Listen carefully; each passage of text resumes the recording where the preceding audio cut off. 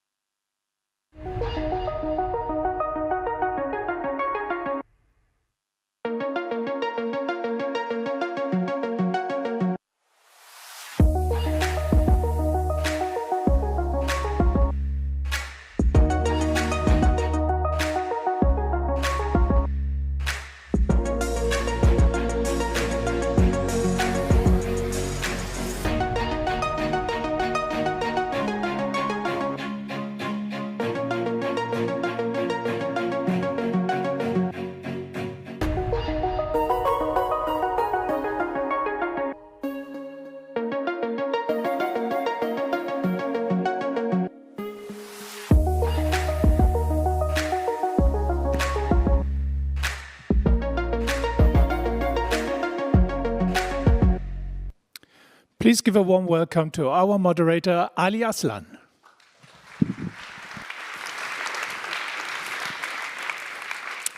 Good morning, everyone, and welcome to day 2 of the Berlin Global Dialogue. I think I speak for all when I say we've had a fantastic day 1, and of course, day 2, looking at the agenda, will be no exception. Quite on the contrary, we have quite a program for you this morning, starting with a very important, very, very timely subject matter, namely the future of trade. And I will be joined here on stage by 4 outstanding individuals who will shed light on the many opportunities, but of course also challenges that the future of trade is currently undergoing. Ladies and gentlemen, first up, he's the Minister of Trade of Costa Rica. Please welcome Manuel Tovar.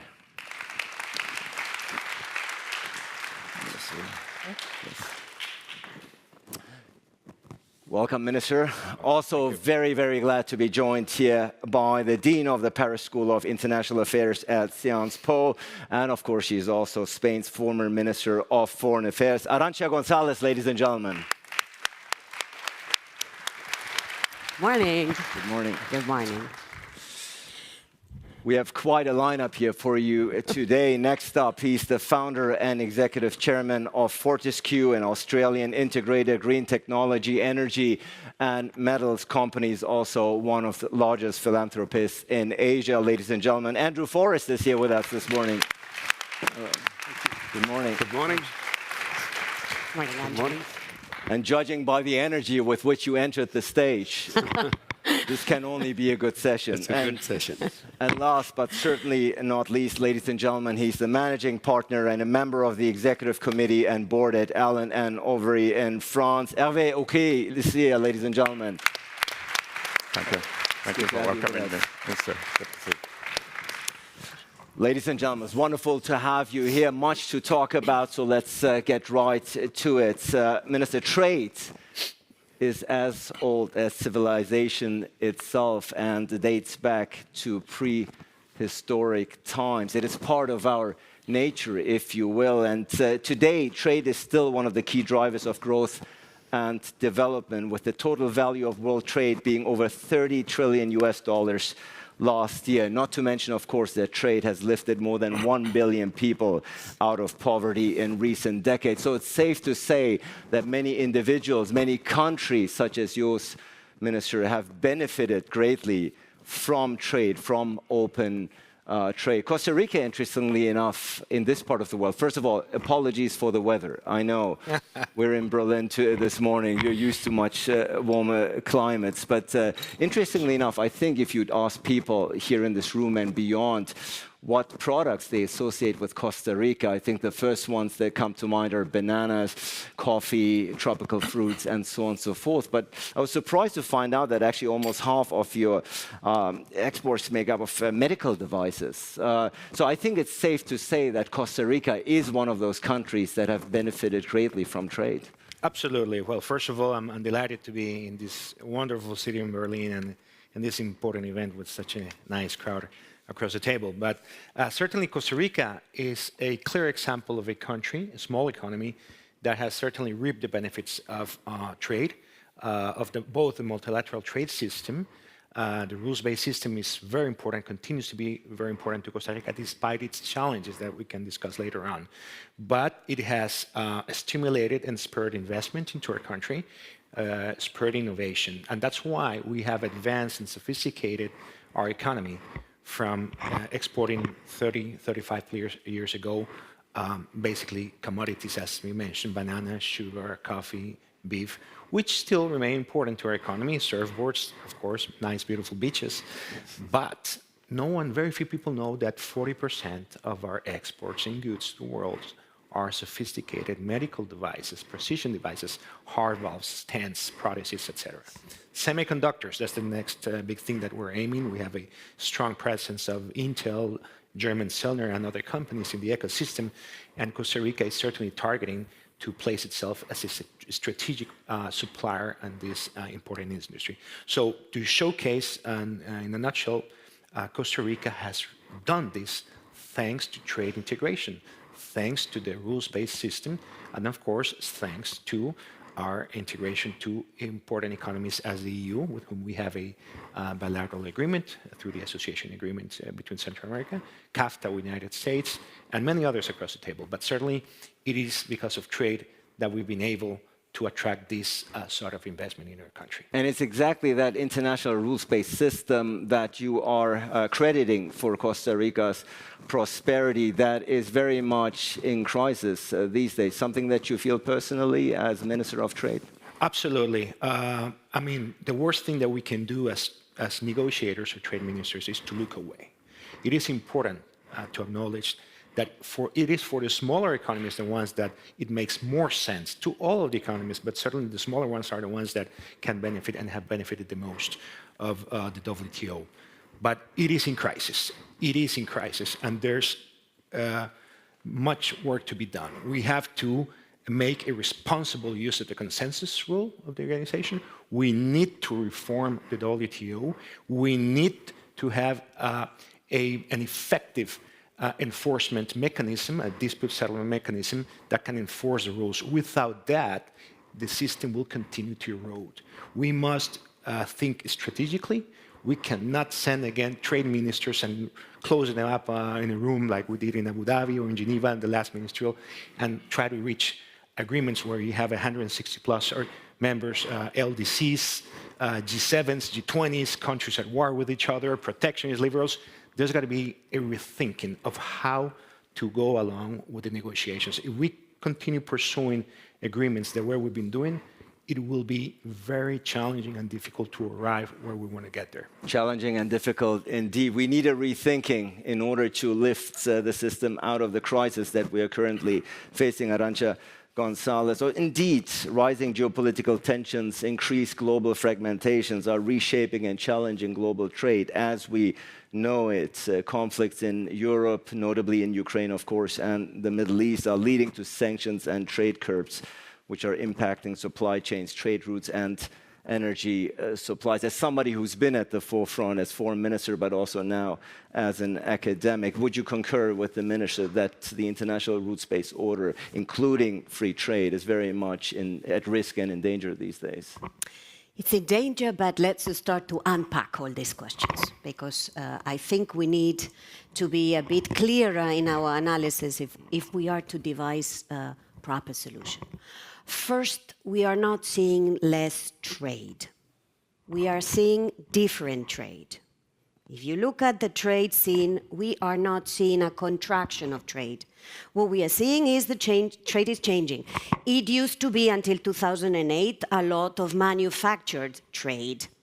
And today, the part of trade that is growing, and it keeps on growing, is trade in services, which requires a different set of assets, notably big training, big workforce that is capable of using the advantages that technology offers in making a number of services tradable. So first, let's put this question.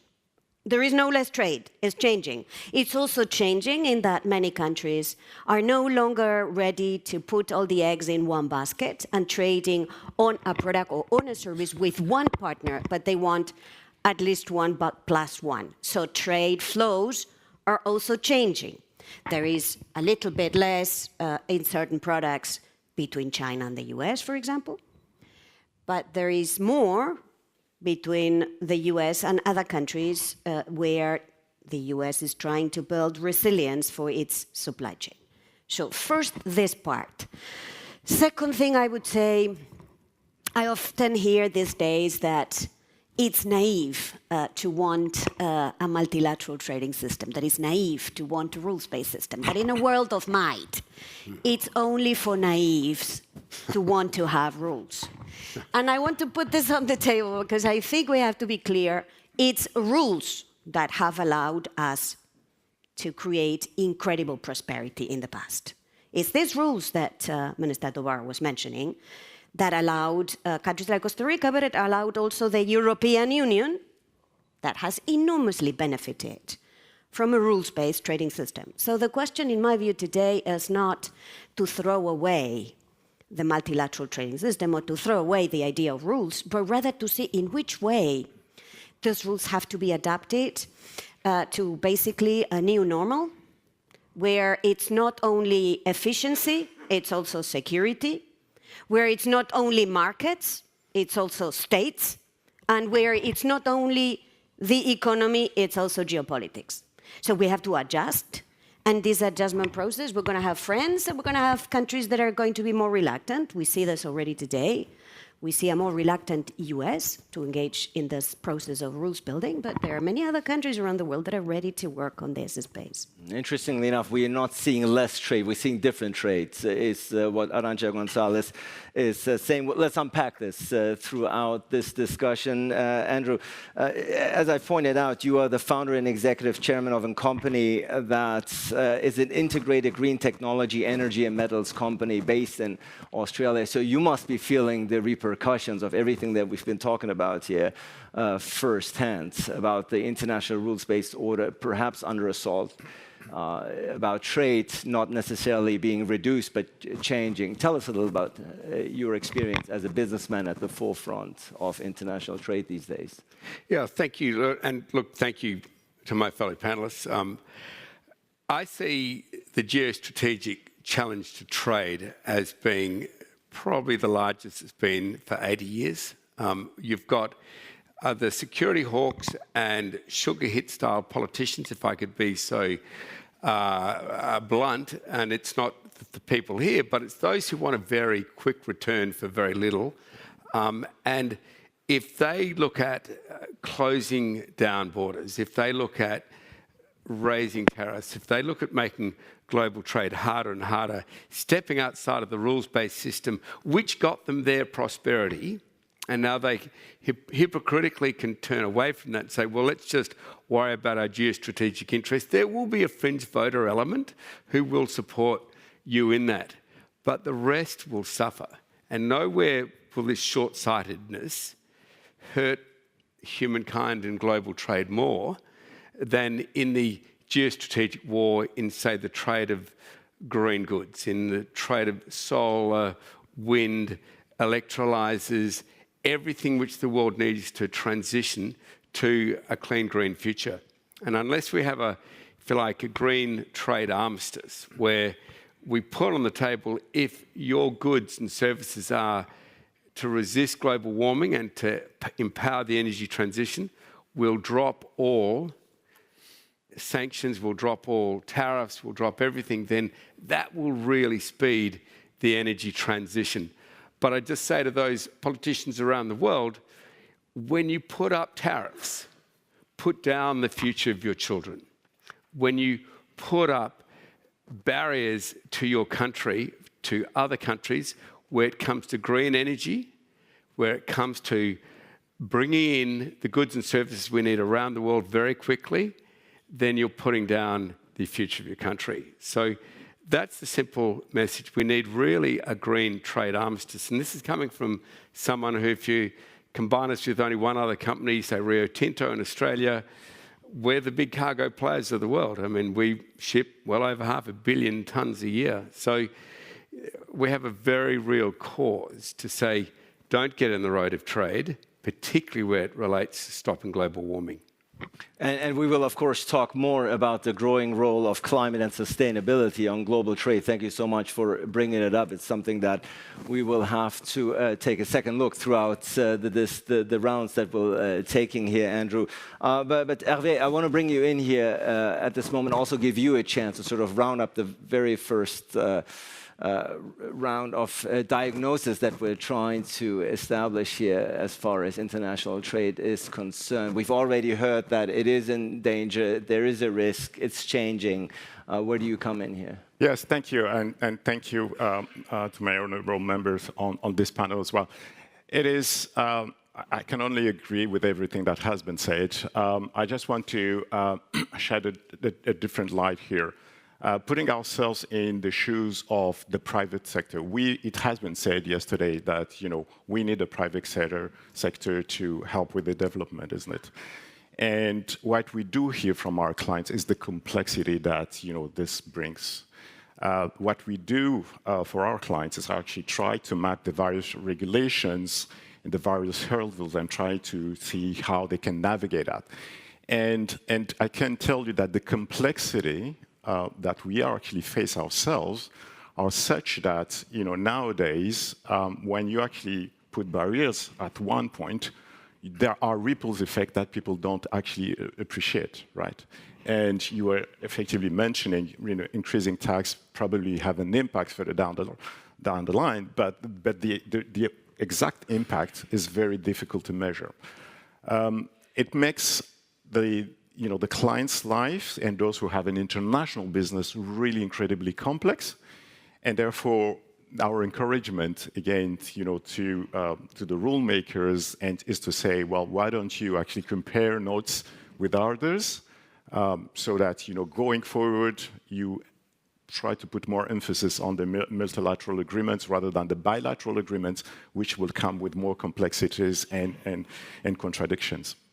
And thank you so much. And I think throughout this first round that we heard from politicians, we've heard from business, academia, and the private sector. And I think everyone here is aligned in the assessment that something uneasy, at least, is in the air that needs to be addressed. And one of the things, of course, that need to be addressed, Minister, is the rising geopolitical tensions that you've already alluded to. Now, here in this part of the world, of course, 2.5 years after Russia's invasion of Ukraine, it has very much dominated the headlines. And even though Costa Rica may be geographically very far away from what is occurring right at our borders, the impact of the war, at least on global trade, has also been felt by Costa Rica. Isn't that the case? Absolutely. First of all, for our, as we have mentioned before, our government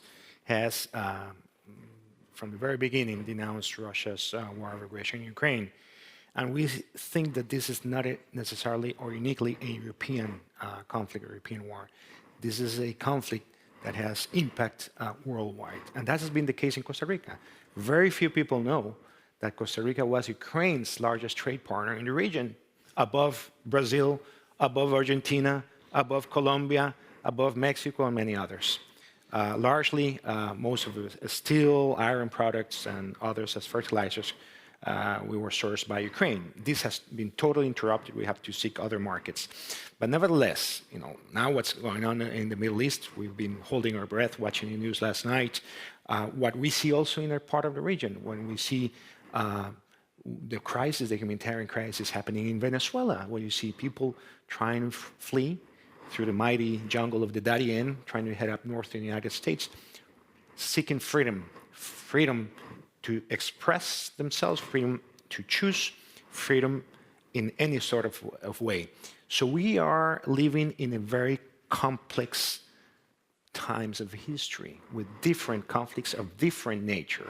The drug cartels in Latin America. We can go on now. So certainly all of these situations put a lot of stress in trade. Trade is a very vulnerable discipline, economic discipline, that is subject to any specific event, the global pandemic. So what should we do? What we're trying to do is certainly diversify ourselves, diversify on the types of products and offer that we export to the world. You mentioned services.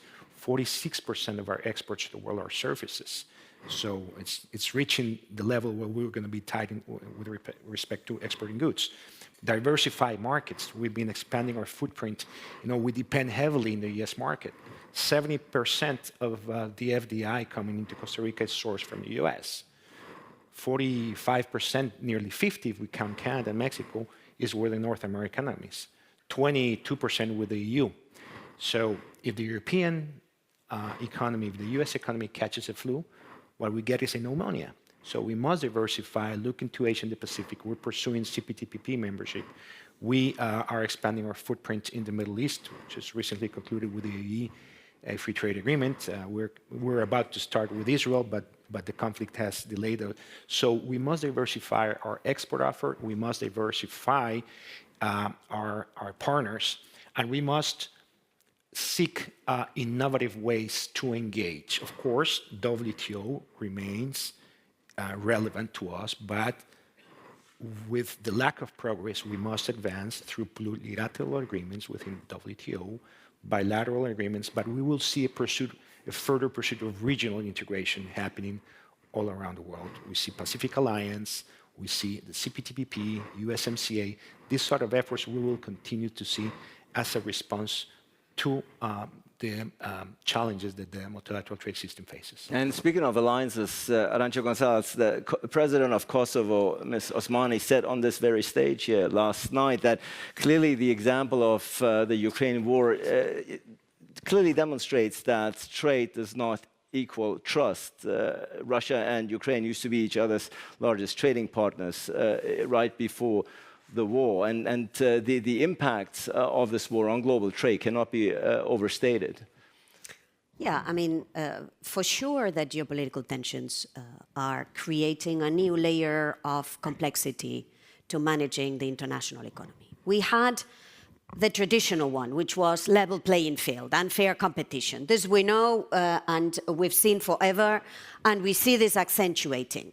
We see this accentuating from everywhere, by the way, as you rightly said, Andrew, from the traditional, we were used to dealing with level playing field issues with China, which remain, but we also now have level playing field issues with the US, which is also a big issue for an open economy like the European one. Now we have two more concerns that we have to integrate in the rules of international trade and in our trade behavior, whether we are governments or whether businesses are to run their value chains. The first one is security, but security with capital S. Security with capital S, because when everything becomes security, nothing is security. And security is not protecting vested interest. Security is protecting you against the possibility of your value chains being weaponized for geopolitical reasons, for power reasons. And the second one is sustainability, that we also have to incorporate more clearly in the manner in which we run international trade. And we are seeing how unilateral action on sustainability, for example, carbon border taxes, border measures, are having an impact. So these two have to be brought in the business behavior of private companies, and they need to know how to navigate these new two factors. And governments have to prepare better with rules, with partnerships, with new trade agreements, with new partners that would help them buffer against the impact of these two very important new dimensions of risks. Yes, and security, I see, Andrew, you're wearing the Ukrainian pin right there. It's very clear where you stand on this issue. But I want to pick up quickly the latter part, the sustainability part that you have also alluded to in your opening remarks, because it is true that sustainability is increasingly shaping global trade as the world addresses, of course, climate change, prompting companies to adopt greener practices. and reconfigure supply chain. Now, interestingly, this is a figure. The environmental technology market is expected to reach almost $700 billion by 2026. We've talked about the opportunities, and the numbers speak loud and clear. What are some of the challenges you see in building an environmentally responsible global trade system? Clearly, you're advocating for it, and for good reason, but what are some of the challenges and hurdles along the way?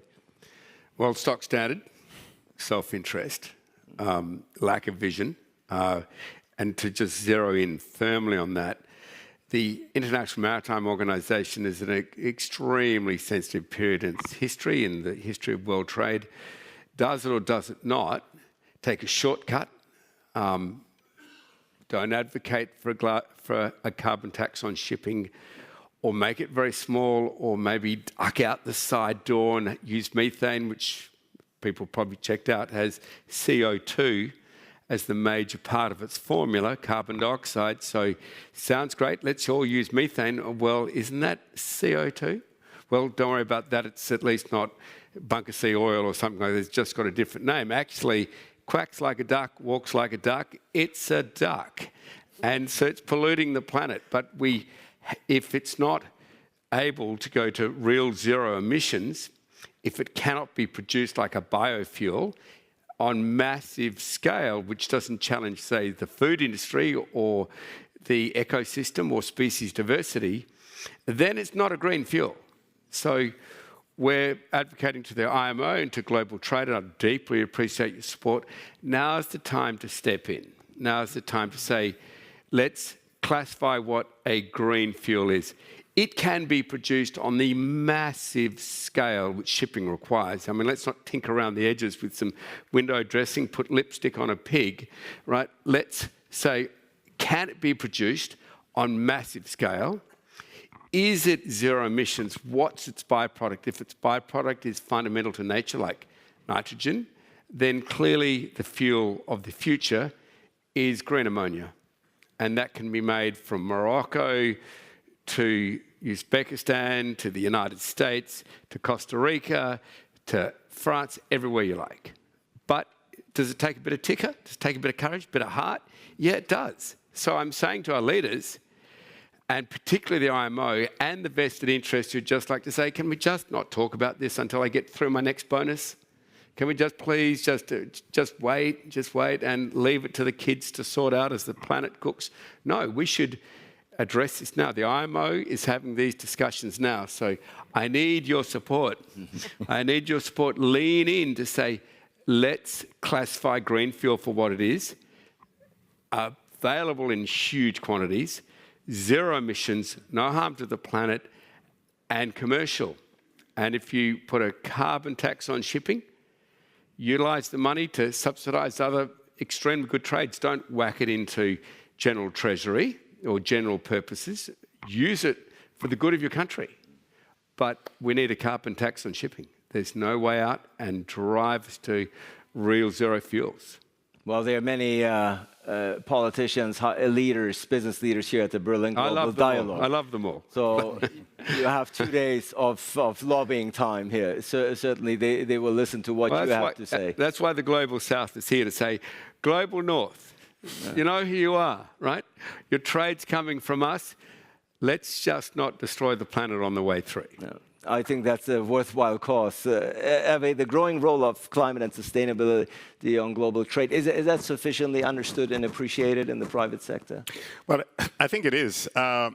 Before commenting on that, if you may, and commenting on Aaron's comment, I just want one piece not to be forgotten, which is biodiversity. I mean, we talk a lot about, the environmental, the sustainability, but the biodiversity is really a crucial element as well, and people should not forget that. I mean, is it understood by the private sectors? There are a lot of regulations, I've mentioned it. I was talking to a client the other day, having a very international business across 50 jurisdictions, and in 43 of them, they are faced with energy transition type of regulation, and they need to navigate that. So they understand the complexity of it, and coming back to my earlier point, there are a lot of contradictions. hence us kind of pushing for more comprehensive piece of legislation, more integration, more multilateralism, even though, when we've heard it, you need more diversity in terms of trades and this kind of things. But when it comes to those objectives, if we are serious about it, and I'm with you as well on the greenfield, it's really, really important that we apply rules across the globe. Now, understood differently from where you actually sit. In the North Hemisphere, yes, people do understand it. They have been talking about it for quite some time. We were doing some projects in the Middle East where there's a lot of focus on the solar because that's where there are, and they need to understand how the whole thing fits in. But my point is, if you are in, say, in Australia, if you are in South Africa or elsewhere, then your understanding, or in India, your journey is actually different. What you're aiming for is really different. If you are in Nigeria and you are saying your population about to double from 200 million to about 400 million in years' time, then your challenges on the ground are different. So we do hear that a lot from people saying, you cannot have just one system dictated from the top and applying equally. So there needs to be granularity in the way we apply these rules. But again, that will come back to my plea on multilateralism, because we need to have this dialogue for people to understand the various needs, and people are on a different level, at a different level on this journey. Yeah, Minister, I think nobody needs to tell Costa Rican Minister of Trade, a country that is so known for its rich biodiversity, about the need for a growing role of climate and sustainability on global trade. That must be very much on your agenda. I do want to quickly talk about the WTO. You mentioned the organization, of course, the only global international organization dealing with the rules of trade between nations, founded in 1995, currently with 166 members, representing 98% of world trade. Sometimes the organization itself is being scrutinized and questioned as far as whether it can actually serve still as an efficient platform to project and solve all these issues that we've discussed here this morning. How do you see the future role of the WTO? Well, as I mentioned in my initial remarks, there needs to be a rethinking, certainly a reform of the framework of the WTO. How would that reform look like? Well, for a start, as I mentioned, there's some important issues surrounding governance, the responsible use of consensus, the dispute settlement mechanism, which is certainly inoperate. I mean, how can you enforce rules when you don't have a mechanism to enforce them? So there is a necessity to rethink the way we've been conducting business. If we continue negotiating the way we've been negotiating, having the same approach that we've had over the last 30 years, very little progress will happen.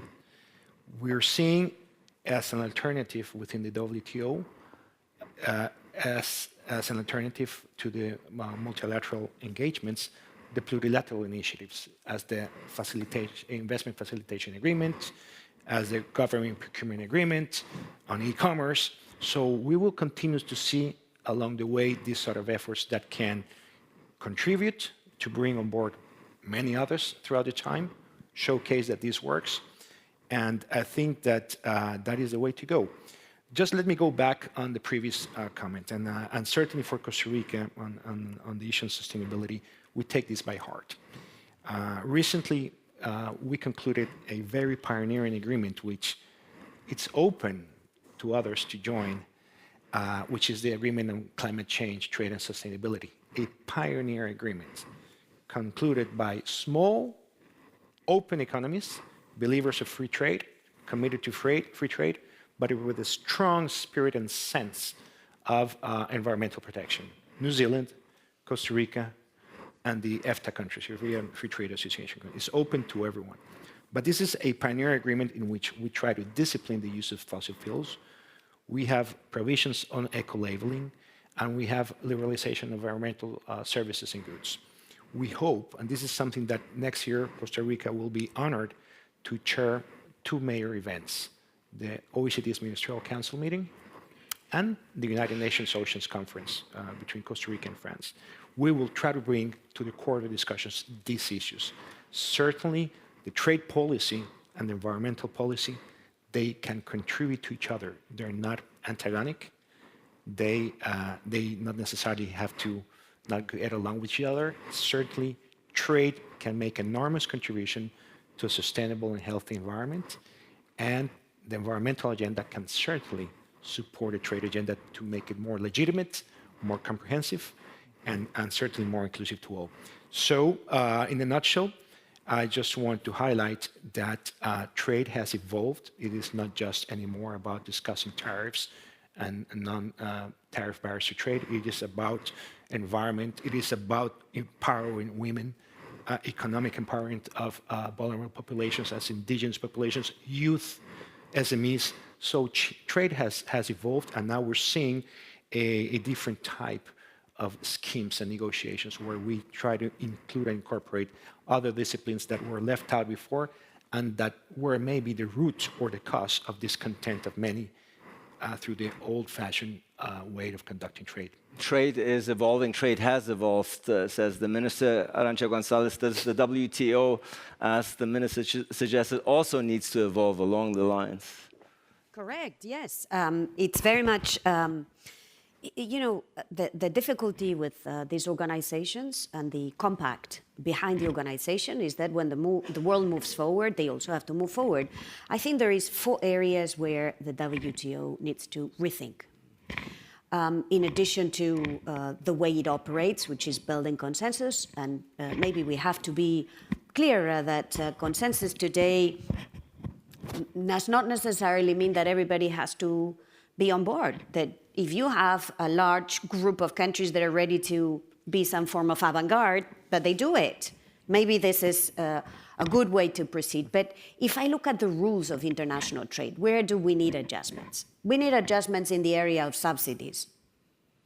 Because the disciplines there, whether it's subsidies for agriculture or for manufacturing or for services, this area is, in my view, to be relooked at. And it's not going to be an easy relook because it used to be that a few were subsidizers and then now there are a few more that are subsidizing. So what part of the subsidies is good because it's going to be generating innovation, is going to help us with more technology-driven international trade, and what part is basically vested interest. Second is national security. WTO allows you to carve out from the rules of international trade when it's about your national security. Now, we've had instances in the recent past when a country has said, well, trade in washing machines is national security. Of course, I mean... Okay. Okay. I'll say no more, but we have to have a rethink of how do we give countries the possibility to carve out parts because it's about national security, real capital N, capital S, but it's not, again, for protectionist reasons. The third area that needs to rethink is climate change and how do we, or more broadly, the sustainability agenda, including obviously biodiversity, how can the rules of international trade incorporate better this protection of this global common good, which is sustainability. And the fourth one is, how do we settle disputes? I mean, we had a pretty good system. Not everybody felt it was pretty good. Okay. Can we change the rules? If we cannot change the rules, can we at least have a large group of countries use a similar set of the same set of rules? This is a bit what Costa Rica, Australia, and the European Union have been pushing for. But we know what needs doing. So rather than whine, I think it's now the time to kind of find the political economy to get these changes through. And speaking of changes, of course, we've talked a lot about sustainability, about climate change, and for very good reason. One of the perhaps fundamental factors that will and is set to change trade are new technologies, Andrew, that are changing already, if you will, the way we trade even today. AI, 3D printing, blockchain are only some of the innovations, creating opportunities and shifts in the way economies benefit from trade today. AI alone is projected to add $15 trillion to the global economy by 2030. So we're talking about the evolving trade, but it's happening right in front of our eyes. It's happening at a very rapid speed, isn't it the case? Look, it really is. And technology, I think it's probably a conservative figure. If you use AI in the military, it's going to increase. So we'll leave that out. But yeah, it's a big trade. And look, I do want to reach out to the multilateral organizations like the World Trade Organization, like the IMO, and others to say technology is very seriously your friend here. Don't break Einstein's rule of insanity by thinking you're going to achieve a different result doing it the same way. Be prepared to change. Understand that you've been given a position of leadership. Could be the WTO, could be the IMO, could be in any government. You've been given a position of leadership. If you think you can improve your country, your trade, your anything without change, maybe you should step off the stage, because change is going to be fundamental. So step first, there will be change. Step first, that where that change will be so vigorous will be technology. Yes, everything you've observed here is true, but where technology is really zeroing in hard is the replacement of fossil fuels. And that's working. That's where we can split this harmless water into the most powerful fuel which has ever existed per weight, which is hydrogen. That's where we don't have to make it pure. We could actually do it without a membrane in an electrolyzer. I don't want to get techie here, but the hard part of making hydrogen is a very expensive to support element called a membrane. Take that membrane out, this fuel becomes very cheap to make. These are things which we can evolve into. I'm seeing batteries which used to be charged in hours now being charged in seconds. And this is technology which I'm not observing and commenting on like a spectator. No, I'm the bacon in the pan. We are making this technology. We are using this technology at massive scale with ships and trucks which would dwarf the size of this building. We're using the zero emissions fuels and technology to drive our billion-litre a year industrial company consumer fully real zero, i.e. no fossil fuel, by 2030. And we know it can be done. And where trade could really lock in hardest is where we would go down in history, particularly with the future generations, to say, let's all appreciate the big end of trade is driven by something called net zero 2050. The problem with net zero 2050 is that it's completely failing organic life. It's failing humans. You've got accelerating carbon emissions at record scale, at record pace acceleration, while the natural planetary boundaries are breaking down of carbon absorption. We know that net zero 2050 in the scientific global community is failing us. So let's move to real zero, which is stopping burning fossil fuel. This is something we can do by 2040. Fortescue's proving it'll be done by 2028, 2030. Huge old-fashioned mining companies should be the last to abate complete. No, first. Straight after that should be shipping. If we can make mining, steel and shipping going green in the 20s, we're living a worthy life as leaders.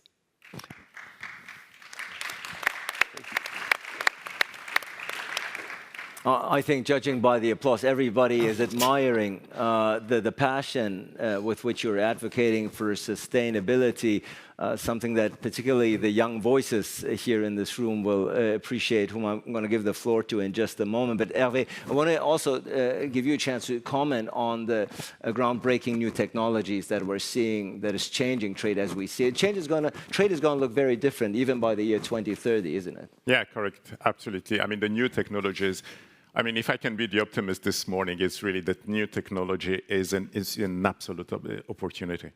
I mean, what we are seeing, I mean, the very first time we have invested in a product called Harvey, which is the legal part of the ChatGPT, and that everybody knows, and we were the very first to invest in this. And when I saw it for the first time, it was like, going from your DVD to the streaming. That was the same effect I actually felt, right? And it's an incredible opportunity, and it's changing everything. Just give you a few examples. The way we train our new students, the youth, the future generation, the way we work with each other, the way we store the data, the way we actually operate and communicate between each other is completely changing. So we need to be able to feel comfortable around those changes, and that's okay. We're uncomfortable, that's okay.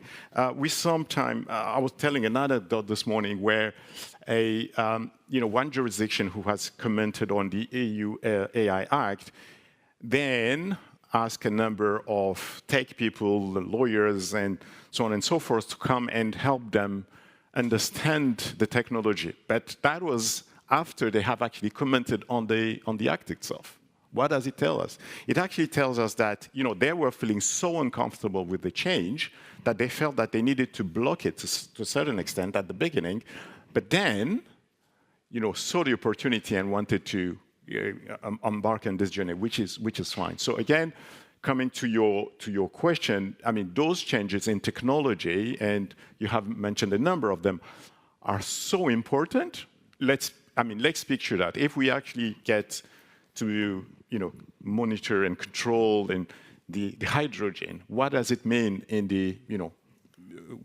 terms of in the airline space, for example? That would be massive, isn't it? But this will come one day in a way or another. So again, let's be optimistic this morning. Let's definitely be optimistic. I think that's your optimistic note is very much appreciated. Sometimes it's true we get caught up, journalists like myself included, in the gloom and doom, sadly, that is dominating the headlines. But yes, they are silver linings. For those who,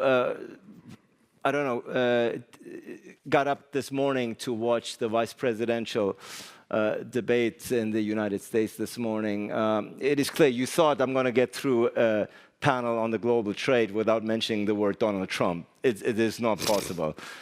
We have to get to that, of course. We have to get to the United States quickly and the US election, which is very pivotal. I understand, Minister, if we're looking at the track record of the first Trump administration, which embraced tariffs and trade wars against China. Now, of course, Donald Trump has promised more tariffs if he's re-elected, 60% against Chinese goods and 10% against products from the rest of the world.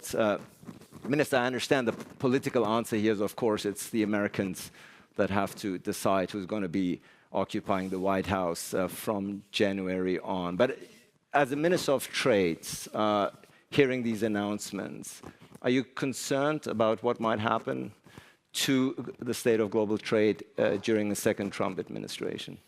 Well, certainly, as I mentioned, our economy is very much linked to that of the United States. And when it comes to foreign direct investment, 75% is sourced from US companies, and 50% of our trade is conducted with the USMCA partners, which in a way we have been bold enough to, I don't think naive, but bold enough to knock on the door and ask Washington, Costa Rica could have a place in this scheme. We've evolved over the years. We became an OECD economy. We're a critical supplier in medical devices and semiconductors, which are very much in the interest of their economy and their national security. Of course, a large part of our trade is conducted with them. And certainly, CAFTA has delivered. CAFTA, our free trade agreement with the United States, has served its purpose, but we think we need a looser jacket, a jacket that fits us a little bit better to the type of economy that we've evolved. Certainly, the calls for protectionism, the calls for tariffs, the calls to revisit CAFTA are pretty much a concern to us. We will certainly be respectful of the will of the sovereign in the United States, but certainly we think that that trade has been a driver of peace, of global stability, has contributed to international security. Likewise, a decoupling, a trade decoupling, as they call it, is certainly a threat to these values and principles. So we see pretty much with attention what has been said in the campaign. Sometimes in campaigns, there's a lot of things being said and not, thankfully, at the end of the day, not fulfilled. But we take these notes with a lot of attention, especially for an economy that is very much linked to the US. So let's just hold our seat. I didn't have the time to, I was in my sleep during the vice presidential debate last night. I'll try to catch up later. But I think that the United States has been a fundamental architect of the international rules-based system that has been put into place after the Second World War. They have been the promoters of regional trade integration. So that's the type of leadership that we expect and hope and pray that the next US administration will come back to the driving seat to have a positive approach to trade. How does the former Spanish foreign minister evaluate the ongoing, the statements that we're hearing? We've already heard this could not just lead to a US-China decoupling, but perhaps even a full-on trade war with China, with effects devastating and ramifications for the rest of the world. How do you assess the rhetoric coming from the presidential candidates? So we know two things. Number one, we know that President Trump, does what he says he will do. He does a ton of things that he didn't say, but what he says he will do, he does. And we know this because this is what happened last time. So no surprise. What he's saying now is 60% tariffs across the board. Everybody, it's not just China, it's everybody. It's Costa Rica, it's Australia, it's the EU, it's everybody else. So, second thing we know is that a trade tariff is a tax on consumers. So for someone that does not want to tax consumers, that is promising to lower taxes, this seems to be a bit incongruous. Seen from the EU, the trade relationship between the EU and the US is a very important trade relation. It's more than $1 billion a day. It's for Europe is the most consequential relationship, but also for the US is a consequential relationship. So I can only hope that the US citizens will do what's good for them, and hoping that it will also be good for us. Being very, thank you for those stern words. Being very mindful of the time, I see already young voices lined up to get in. Hervé already struck an optimistic tone and saying how much we need the voices of the young generation to come on board. Let's hear from them. Thank you very much, Ali. I think this morning we've spoken about the challenges associated with global trade, and we've spoken about the potential for change and the potential for innovation in many areas around the world. I think in terms of the economies, some economies are asking for more tariffs and for more barriers. But even more economies are asking for this rules-based international trade order. Are the existing multilateral organizations, are the existing frameworks, are the existing rules-based trade sufficient, capable, and resilient enough to manage these challenges and to manage these changes? Thank you. Thank you so much. Andrew, you want to go first? Yeah, sure, why not? Look, really great question, sir. Thank you. No, I think they're going to be really challenged. And I think all leaders are going to have to display serious fortitude here. We are being driven by the voter in the Midwest who are thinking, well, I'm struggling, I'm coming to the end of my career, say, my parents have just gone into a home, my kids want to go to what they call college or university, I can't repay for all this, there's something wrong with the system. In comes this guy and says, yeah, there's something wrong with the system, I can fix it. And oh, let's give that bloke a crack. However, as the good Dean has said, jacking up the cost of living for those people when your major trade driver in North America and driver down of your cost of living, and therefore driver up of your standard of living, is a little thing called Walmart. And Walmart relies on China. And if you want to stop Walmart being your purveyor of cheap, reasonable quality goods, then just whack on a whole heap of tariffs on your trading partners around the world. That's going to do it nicely. Up will go your cost of living, down will go your standard of living, and you'll think, what are we doing this for? What are we doing? So I'm saying, I'm really wanting to reach out to all of Midwest North America and say, do you really want a higher cost of living? Do you really want a lower standard of living? Because soundbite sallies in debates will not get it for you. Fortitude and resilience will. Hervé, you want to take this? Yeah, I mean, I can only agree with that, what has been said. I mean, history, we should learn from history, right? Look at what happens in the Brexit world and the consequences of that. I would want to think, and I agree with you, Alexa, that the President Trump does what he says, but I would want to think that at one juncture, people will actually realize that free trade is probably the way to go. I would want to think, I would hope, again, coming back to my optimism point, there's a program that needs to be implemented, but at one point, people will see that, in order to grow, we need less barriers rather than more.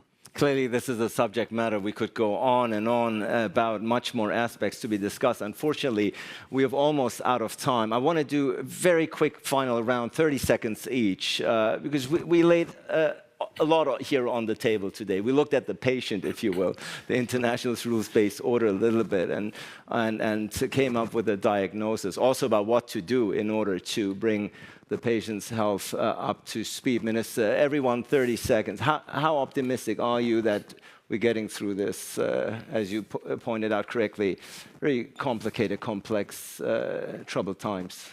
I'm optimistic by nature, but I think that given the sort of events that we're witnessing, I'll say I'm relatively optimistic.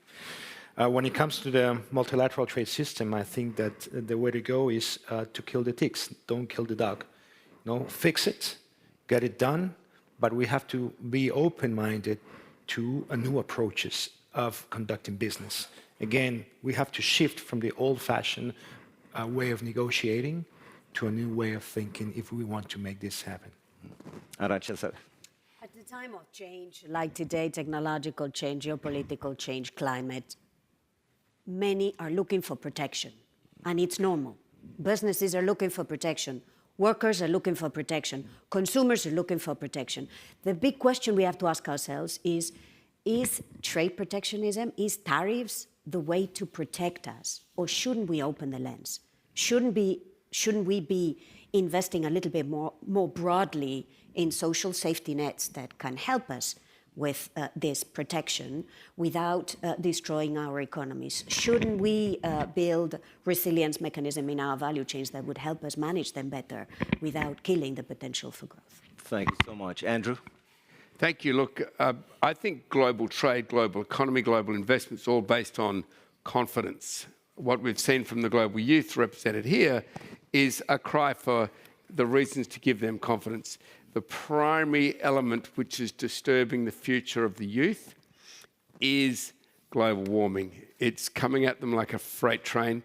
We're seeing it around the world, and we're only at the very tip of it right now. So I'd say, if I could leave this audience and the political leaders, corporate leaders represented here at this wonderful dialogue, leave you with this. Net Zero 2050 is failing, and failing the future of the global youth. Real Zero 2040 is achievable. We have the technology, we have the capital, we have, I think, the leadership. Let's lead. Let's lead, and I think it's only fitting that we are wrapping up and giving the final word to the leading optimist here around this table. Hervé. Yeah, thank you. I think sometimes you need to hit the wall before changing the minds. I think we're not very far from it. It's actually good that we get this question from the young generation, because everything we do, we need to take long term, and therefore really prepare the future for them. As I was mentioning, and I would want to leave you with that, let's be bold, let's be a little bit uncomfortable in the way we do things, but if the objective is clear, maybe that's the way to go. Let's be bold, ladies and gentlemen. I think I speak for all when I say day 2 has started. Day 2 of the Berlin Global Dialogue has started in spectacular fashion. All the 4 speakers have given us a lot of food for thought on an extremely challenging and important subject matter. Ladies and gentlemen, Manuel Tovar, Hervé Ekoué, Andrew Forrest, and Arantxa Gonzalez, thank you so much. This is your applause. Much appreciated. Thank you. Well done.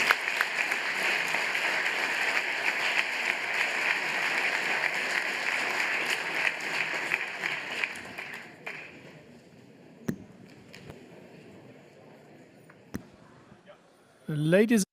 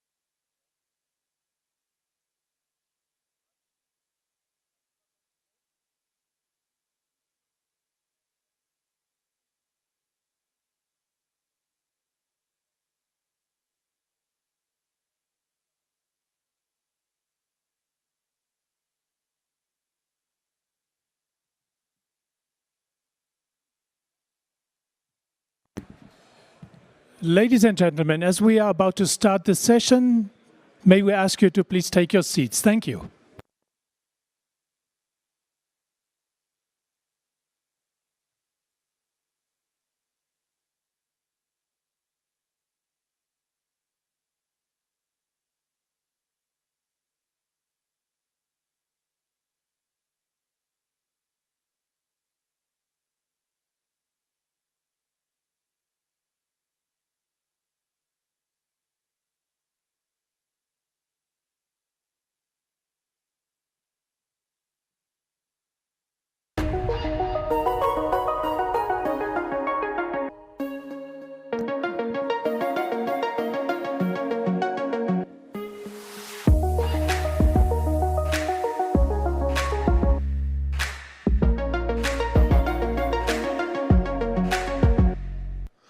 Welcome our moderator, Larry Madowo.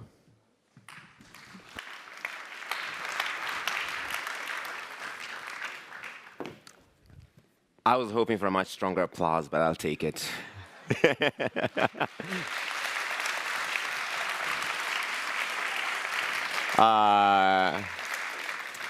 You guys are great. You guys are great. I should take you everywhere. Listen, the world is changing, and so is the global economic landscape. And we are going to hear some perspectives from different parts of the world, from Turkey, from Saudi Arabia, from Nigeria. And I'm excited to bring the panelists for this to start the conversation. Please welcome Faisal F. Al Ibrahim, Minister of Economy and Planning of Saudi Arabia. Thank you. Please welcome to the stage as well Mehmet Simsek, Minister of Finance from Turkey. Also joining us on the stage is Yusuf Tugar, Minister of Foreign Affairs from Nigeria.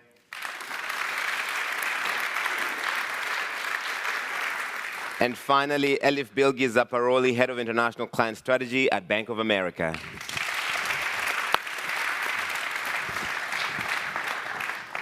Thank you all so much for joining us here. It's a beautiful place to be having this discussion. I want to start with the different perspectives and views from the parts of the world that you represent, and you're closest to me, Minister Al Ibrahim, so I will start with you. How you see the world. We were talking about global trade in the last session. You have a very unique perspective from Saudi Arabia about this topic. Go for it. Sure, thank you very much, Larry. It's a great honor and pleasure to be here. I'd say maybe everybody's been looking at what's happening in the US in terms of potential for a recession or a soft landing or a hard landing. And it's clear that the US economy is going strong, and it's clear that the Fed is responding to data, and there's an impact in terms of how the Fed responds on various economies around the world. So it's bigger than just the US economy story. That's why I think everybody's looking at it. We've been looking at China as well, what came out of the third plenum, but also what's been announced in the last few days or week or so in terms of stimulus programs that's trying to help achieve that, I'd say, 5% target. That's important. This either demonstrates agility in policymaking or demonstrates that there is kind of a different view compared to what came out of the third plenum's documents, at least maybe temporarily. So that's something that we're looking at. It seems that over there's a heavy emphasis on innovation, research, development, but as a large organism that operates in a serious way, and that's investing in renewable energy for AI, for data centers, et cetera, but not necessarily cultivating the entrepreneurial, I'd say, energy that existed before COVID. So it's something to look at. It's a different model, and we'll see how that impacts growth. Europe, I think we also looked at the Draghi report, and we're seeing how important it is for Europe to remain competitive. That's good for global growth. And of course, the rest of the world. We're looking at everything there. The kingdom is a bigger part of the economy today, more integrated, the global economy today, and it's important. It's important for two reasons. One, it affects demand for energy, and we will continue to be the most reliable source of clean hydrocarbon energy, but very soon a leader in renewable energy. We're very serious about that. But because we want to engage more with the external markets, we want to diversify our economy away from energy and petchem into more products, to diversify our sources of growth, products that are more complex, products that are competitive in external markets, on the goods and services side. And if you look at our transformation so far, you'll see that there's a lot of progress, but the job's not done. There's been an increase in non-oil activities as a percentage of total real GDP to 52% for the first time. And the reliance, direct and indirect, on oil money flow, if you will, has dropped significantly since the start of Vision 2030. And that's just one example. There's more we can say on the social side. There's more we can say on the institutional capability side. So it's very important for us to, keep a view on what's going on in the global economy. We are a member of it, but also we have something to say and something to add to that discussion. All right, we'll come back to a couple of things there, diversifying the economy, moving away from the reliance on petrochemicals. But Minister Tugar, Nigeria is also a major oil economy, highly dependent on the oil and gas sector. And President Tinubu just gave an address for Independence Day and asked for patience, because there's people in Nigeria who are a little impatient with the state of things. Well, President Tinubu came into office end of May last year, embarked on macroeconomic reforms. We started feeling the positive impact of the macroeconomic reforms, narrowing down the numerous exchange rates that we had to one single window, removal of fuel subsidy, and the naira began to stabilize against, harder currency against the dollar. But unfortunately, we had a major setback with the activities of cryptocurrency exchanges that impacted negatively on our exchange rate. We are regrouping. We're coming back from that. There are other reforms in the area of taxation, so we're improving our tax collection, tax regimes. Of course, at the same time, also creating an opportunity for investors, corporate investors, so taxes, there are tax incentives there and tax breaks. We have special economic zones that are attracting a lot of corporate players. We're improving our infrastructure. We have a lot of rail projects going on, road projects, and fiber optic cabling. Of course, you know how robust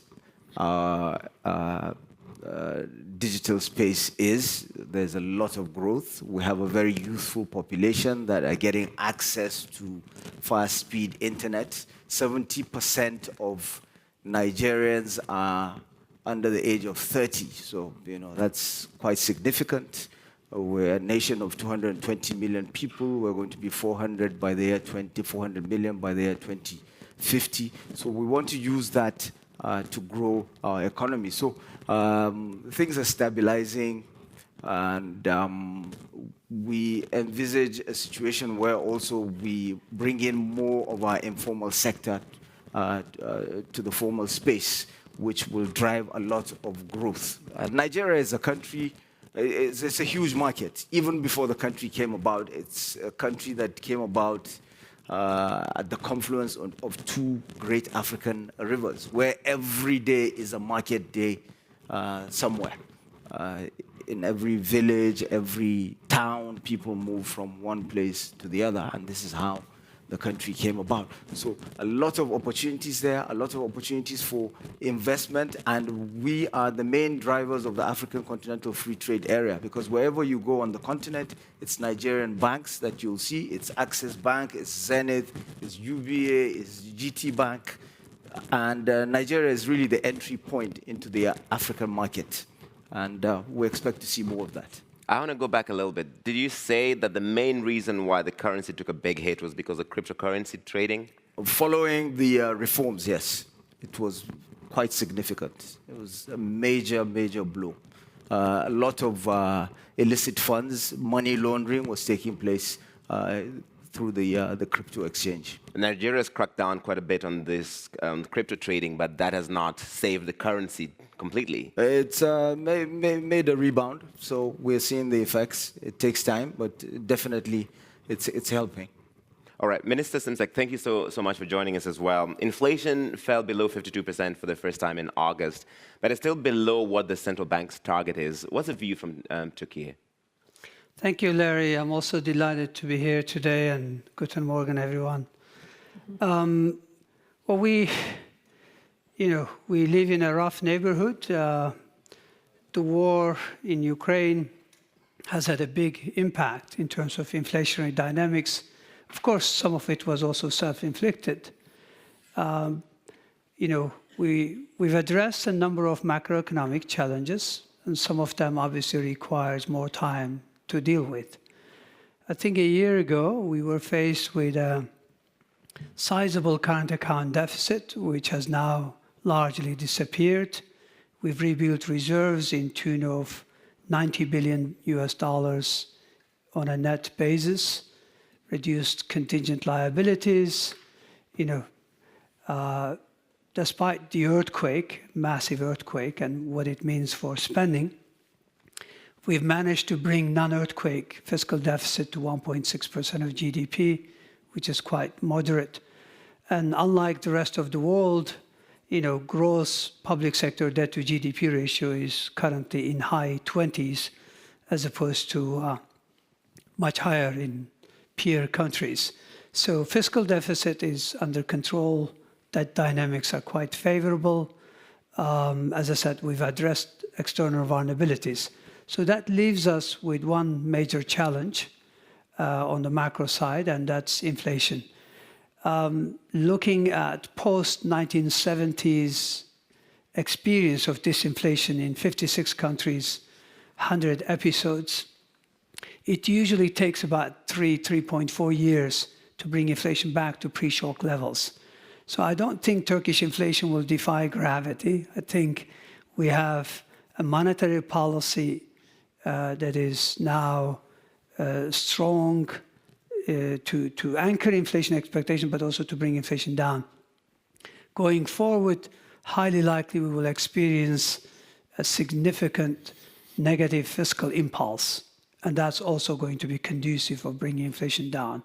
So more supportive incomes policies, tight monetary and fiscal policies, ultimately inflation gets anchored, and we hope that will bring inflation back down to single digits by the end of 2026, which will be in line with global experience. All right, so you're giving a conservative timeline here. You don't want to commit to by the end of, say, next year or something like that. No, we are already in the midst of a major disinflation. So inflation is falling. Mm-hmm.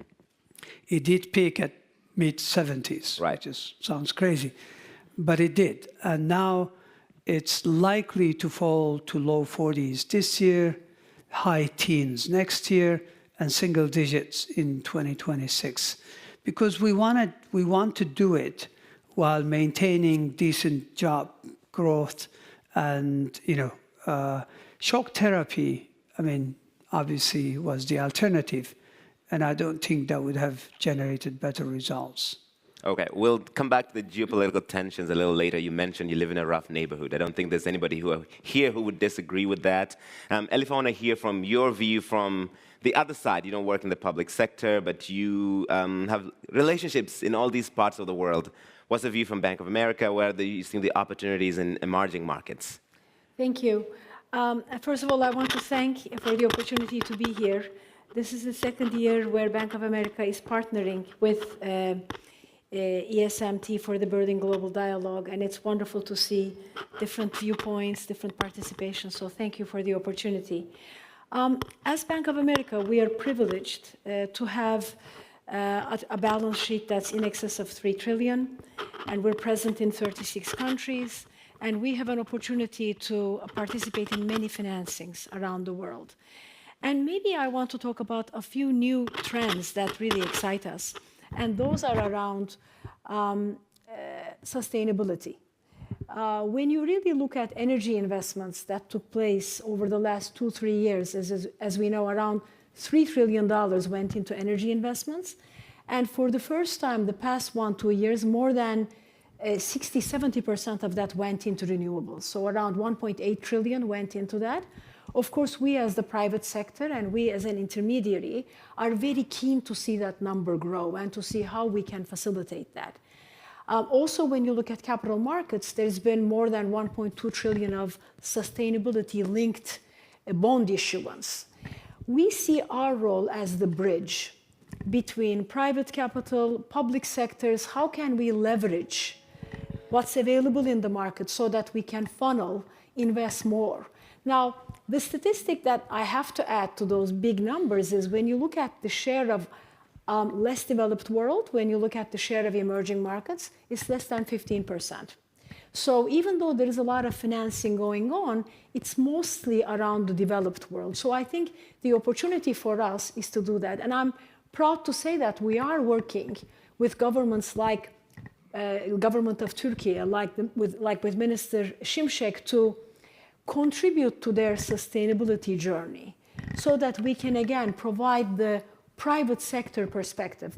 What are investors looking for? What is the best way of financing it? And almost turning the sustainability question into a financial question. You know, yesterday in a number of our panels, we discussed this should be an industrial conversation. People are investing in it because there are returns.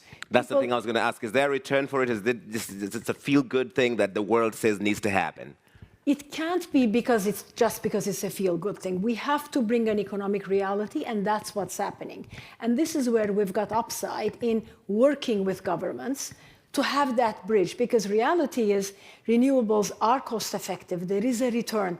There is certainly a significant consumer demand. Again, we're going to hear from the youth here. Transition is a priority for them.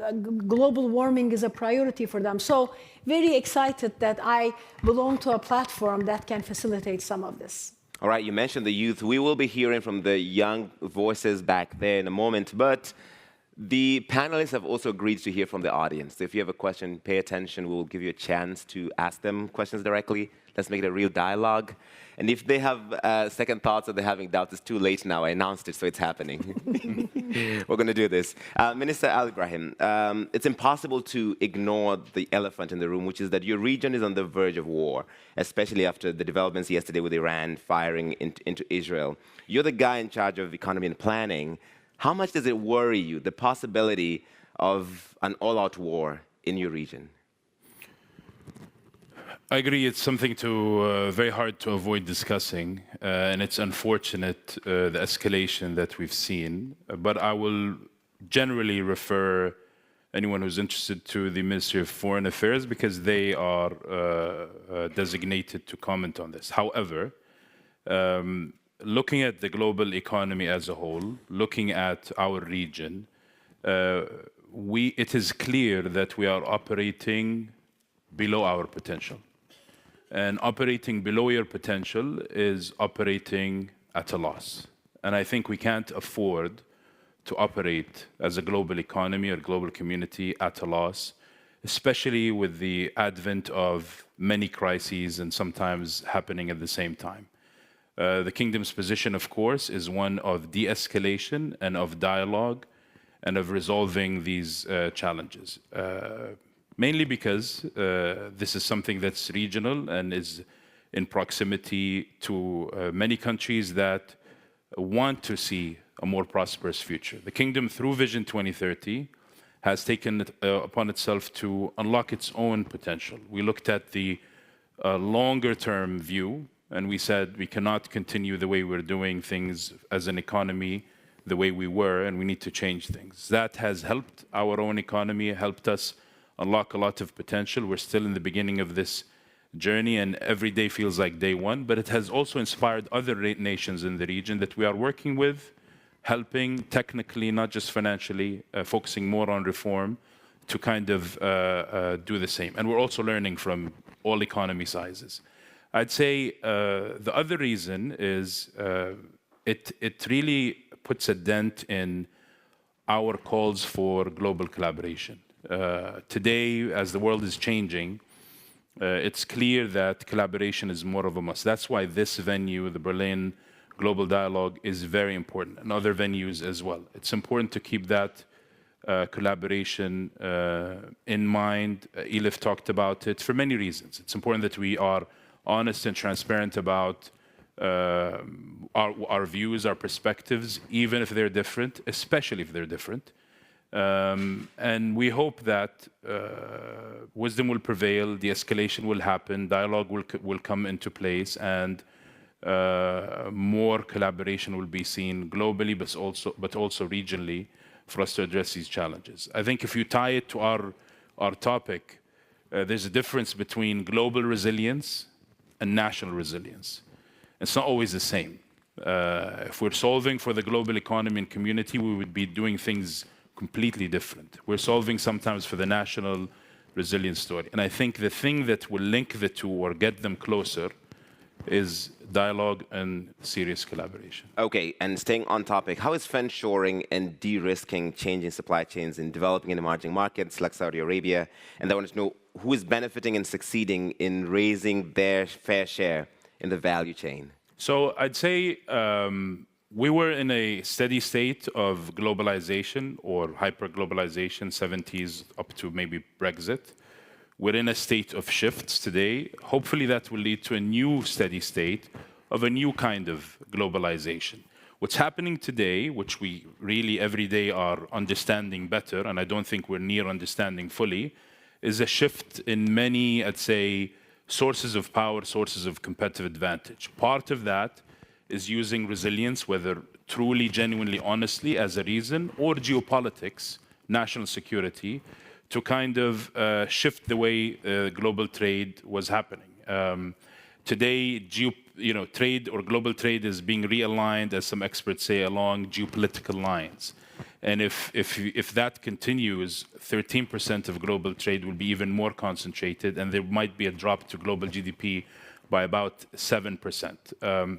I think a lot of countries can benefit from this, but we need to keep in mind that friendshoring, nearshoring needs to be based in some sort of principles that attract capital, that's value-adding and long-term and permanent, and that helps really more economic development. Otherwise, if you're going to keep using industrial policy without measure, at some point there will be a race to the bottom, and all I'd say FDI will look the same. It's important for us to attract the right kind of FDI. In the kingdom, for example, we've realized that we can offer proximity to clean energy sources, whether it's hydrocarbon, the cleanest globally, or the cheapest renewable sources, wind and solar, but also access to talent and a young population. We're also a very young population with around 30% below the age of around 29.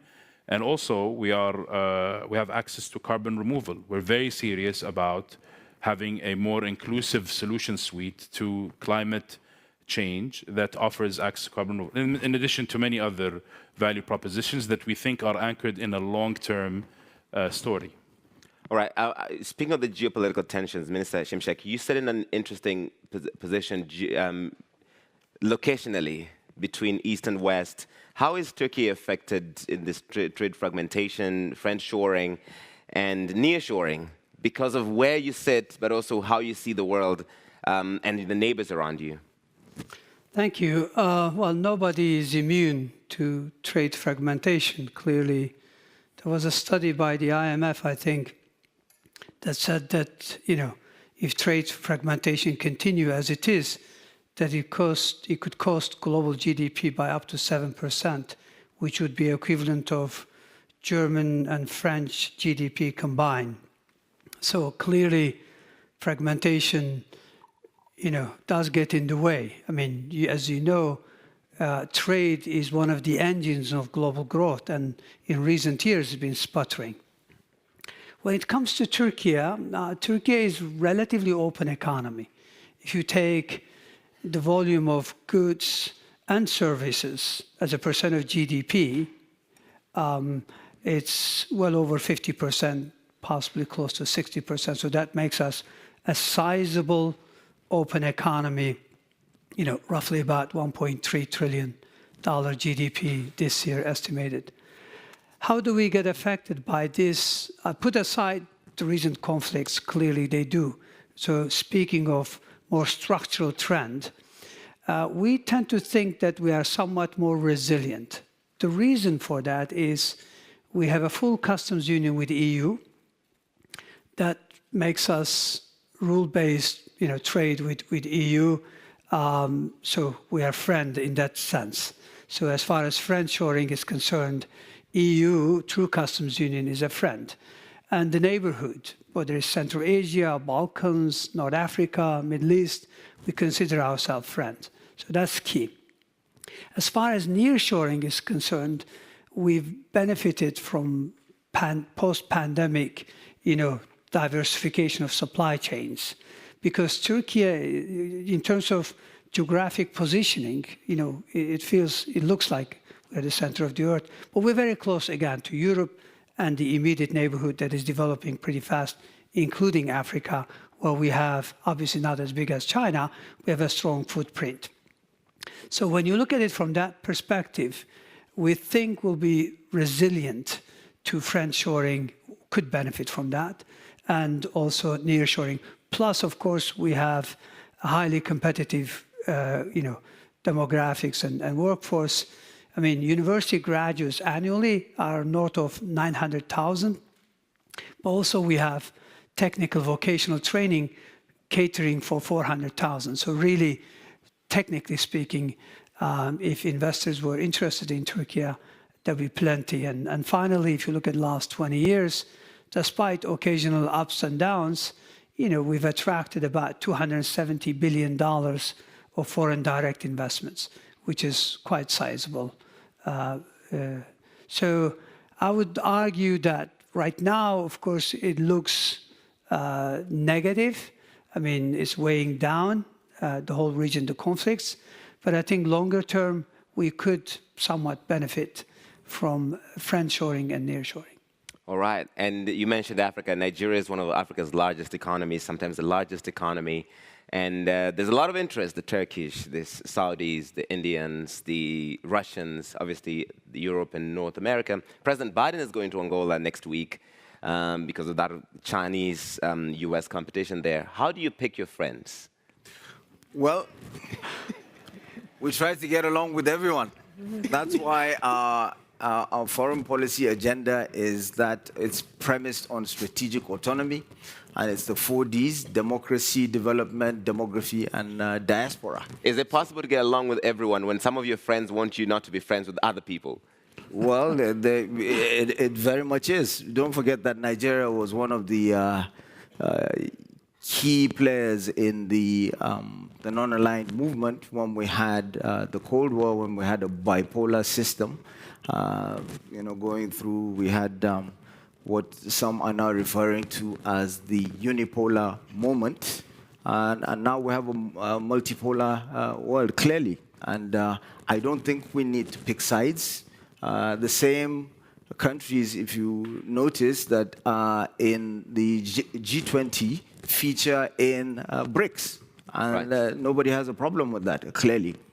So I don't see any reason why a country like Nigeria should not be able to pick its friends, because there shouldn't be any difference between the way countries are perceived and the way Nigeria as an African country, as an African leader is perceived. So we continue to engage. We get along with all sides, everybody, and if you notice, Nigeria is a huge country that is surrounded by smaller countries. And over the course of history, you can see clearly that we're non-threatening, which is why a lot of African countries repose confidence and trust in our leadership. Not to talk of a lot of soft power initiatives that Nigeria has been doing silently. Under my ministry, we have what we refer to as the Technical Aid Corps. It's been going on since 1987, where Nigeria is sending out professionals as volunteers paid for by the Nigerian government to African, Caribbean, and Pacific countries. So sometimes people wonder when Nigeria is up for a position on the global stage. It has a lot of support rallying around. It's precisely because of these things. And Nigeria, of course, is championing the reform of the global governing bodies, specifically the United Nations Security Council.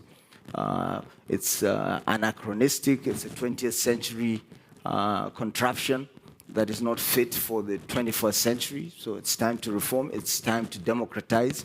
Ditto the G20. And you're leading those efforts to make sure that Africa has a permanent seat in the UN Security Council. Absolutely. The US now supports it, but will it happen? Well, we have to make it happen collectively for the sake of the planet. Why is it so significant? It's so significant because very significant decisions are being made in the United Nations Security Council. In particular, if you're talking about Africa, as much as 60% of the decisions made in the UN Security Council have to do with Africa. And yet, there's no African country with a permanent seat there. So that is what we need to change. We need, if we're paying lip service to democracy and participation, then surely we should take into account the global population, the trajectory of its growth, and representation. That's what we're pushing for. All right, I'm almost ready to take some questions, so we'll get a microphone in the crowd, but I just want to hear from Elif real quick. You talked about sustainability and making sure that it makes business sense. How can banks and financial institutions really help in that journey? I'll come to that, but beforehand, I'd like to commend Saudi Arabia. Yes. And follow up on what Minister Ali Ibrahim has said. Saudi Arabia has really been a bright spot from a private sector capital markets perspective over the last couple of years with the leadership and the vision that they've shown in opening up. We've been in this country for decades, but what we've observed over the last couple of years, I think, is an example for everyone. Because there was a goal, 2030, but it was much more than a goal. Very detailed plan. And when you look at the talent that the kingdom was able to accumulate, both within the public sector, then of course it goes into private sector. Related to your first question, we need examples of this. So in this world of deglobalization, open-minded, keen to partner with the rest of the world. And because of that, we're attracting a lot of investment into Saudi Arabia in things like you normally wouldn't think, like renewables. I think in sustainability finance, to come to the second question of development finance, I think what we need to do, in our opinion, as a bank is we need to do more of blended finance. Because you've got development finance organizations, you've got multilateral development programs, but when you look at their effectiveness, it's minute compared to the financing needs of the developing world. International Energy Agency has a study that shows that roughly less than $60 billion per annum goes from FDIs from the rest of the world. When you really think just for energy transition, we need 4.5 trillion around the world. So it's just so small. So what we need to do is we need to partner better between public institutions, so whether these are governments or multilaterals, with the private sector, because it can't be public sector money alone. There is no such state funds in the world. It needs to be this ability to leverage. And when we look into the details of that, why it's not happening? Because there isn't standardization. You need to be able to have standard guarantees, standard de-risking mechanisms, so that a financing can be taken upon by different actors around the world that are interested in different risk returns. And that needs to be worked on. And in a panel that we had yesterday, we heard that ahead of COP29, there was actually a working group focused on the standardization. How can we come up with instruments so that when Turkey wants to finance something, we're able to create a guarantee mechanism so that the investor that wants AA or AAA can go for that, and other investors can go to the other parts of the curve. I feel like you and Minister Ali Ibrahim should form a traveling band and go to COP29 and spread this message to everyone. Speak from the rooftops so that the whole world gets it about how to make this financing work. Right? Absolutely. I'll give you the name of the band later. Sure. Okay, can we get a question from the audience real quick? If we can, okay, there's a gentleman here. Can we get a microphone to him? Good man, he's just going to run to you real quick. Introduce yourself, quick question. We'll make it a real dialogue here. My name is Luku from Electroder, with a battery research development. Thank you very much for sharing your insights. You discussed about this emerging landscapes for opportunities for emerging market. How do you believe this is also emerging opportunities for emerging business, like new business, small and medium size? And if you believe the value, then how do you expect your policy can support this happen for the smaller companies and startups to survive and throw in your country, and also, as your clients, your banks? So thank you very much. You want to take it? Sure.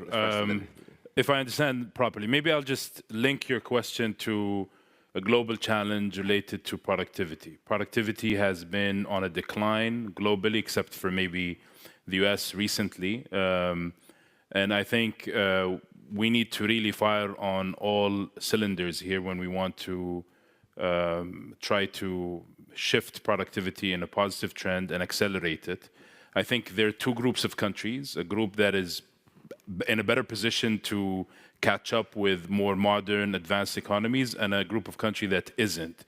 The first group will catch up with advanced economies if the rates continue in 25 years. So it's really a long game, and we need to work. I think collaboration helps, but really focusing on innovation is important. In a world where there's a large group of the population that is still young, and technology is shifting fast, and the world is paying attention to institutional capabilities, there are no regrets when you want to, whatever you're doing, continuing to enhance your institutional capabilities is a no-regret move.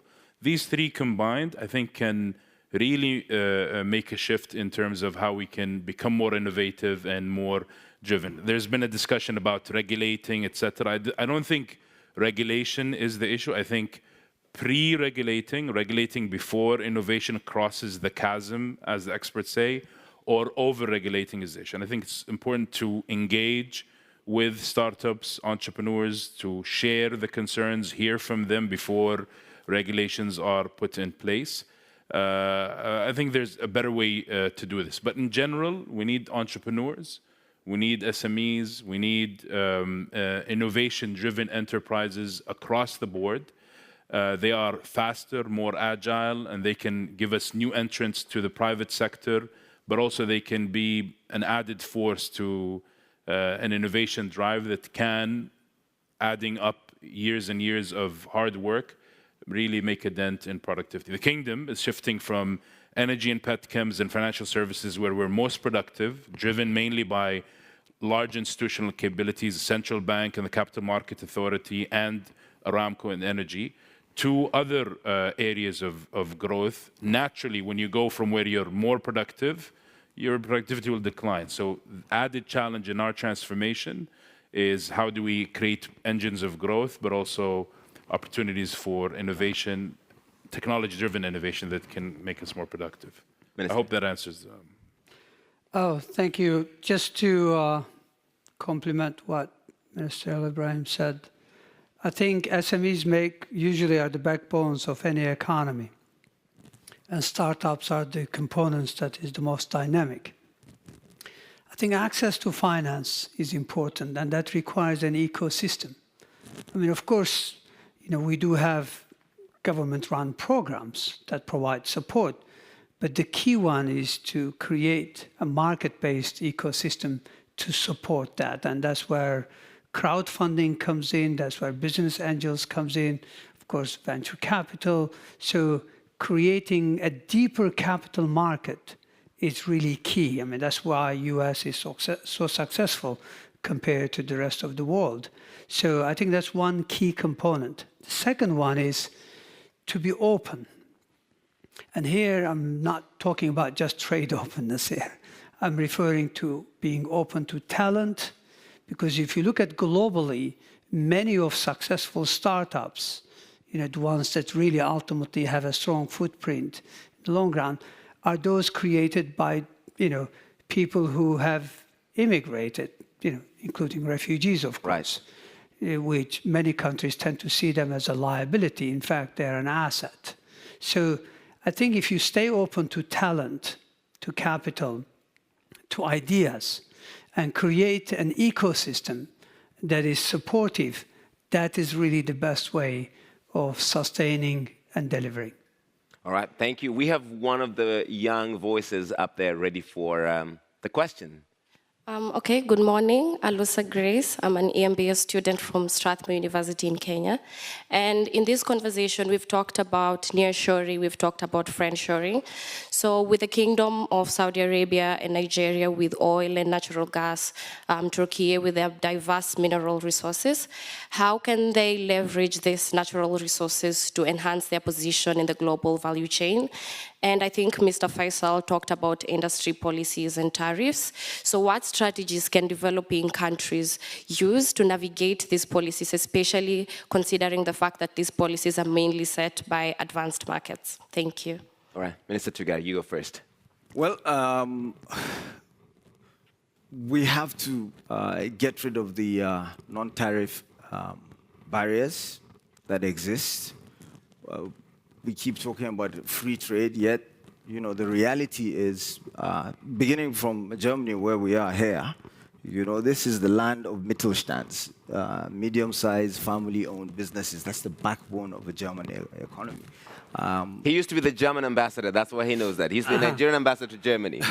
And they're quite keen on investing in Nigeria, in Africa, and other parts of the world. But they need the support. They need, you talked about earlier, blended financing.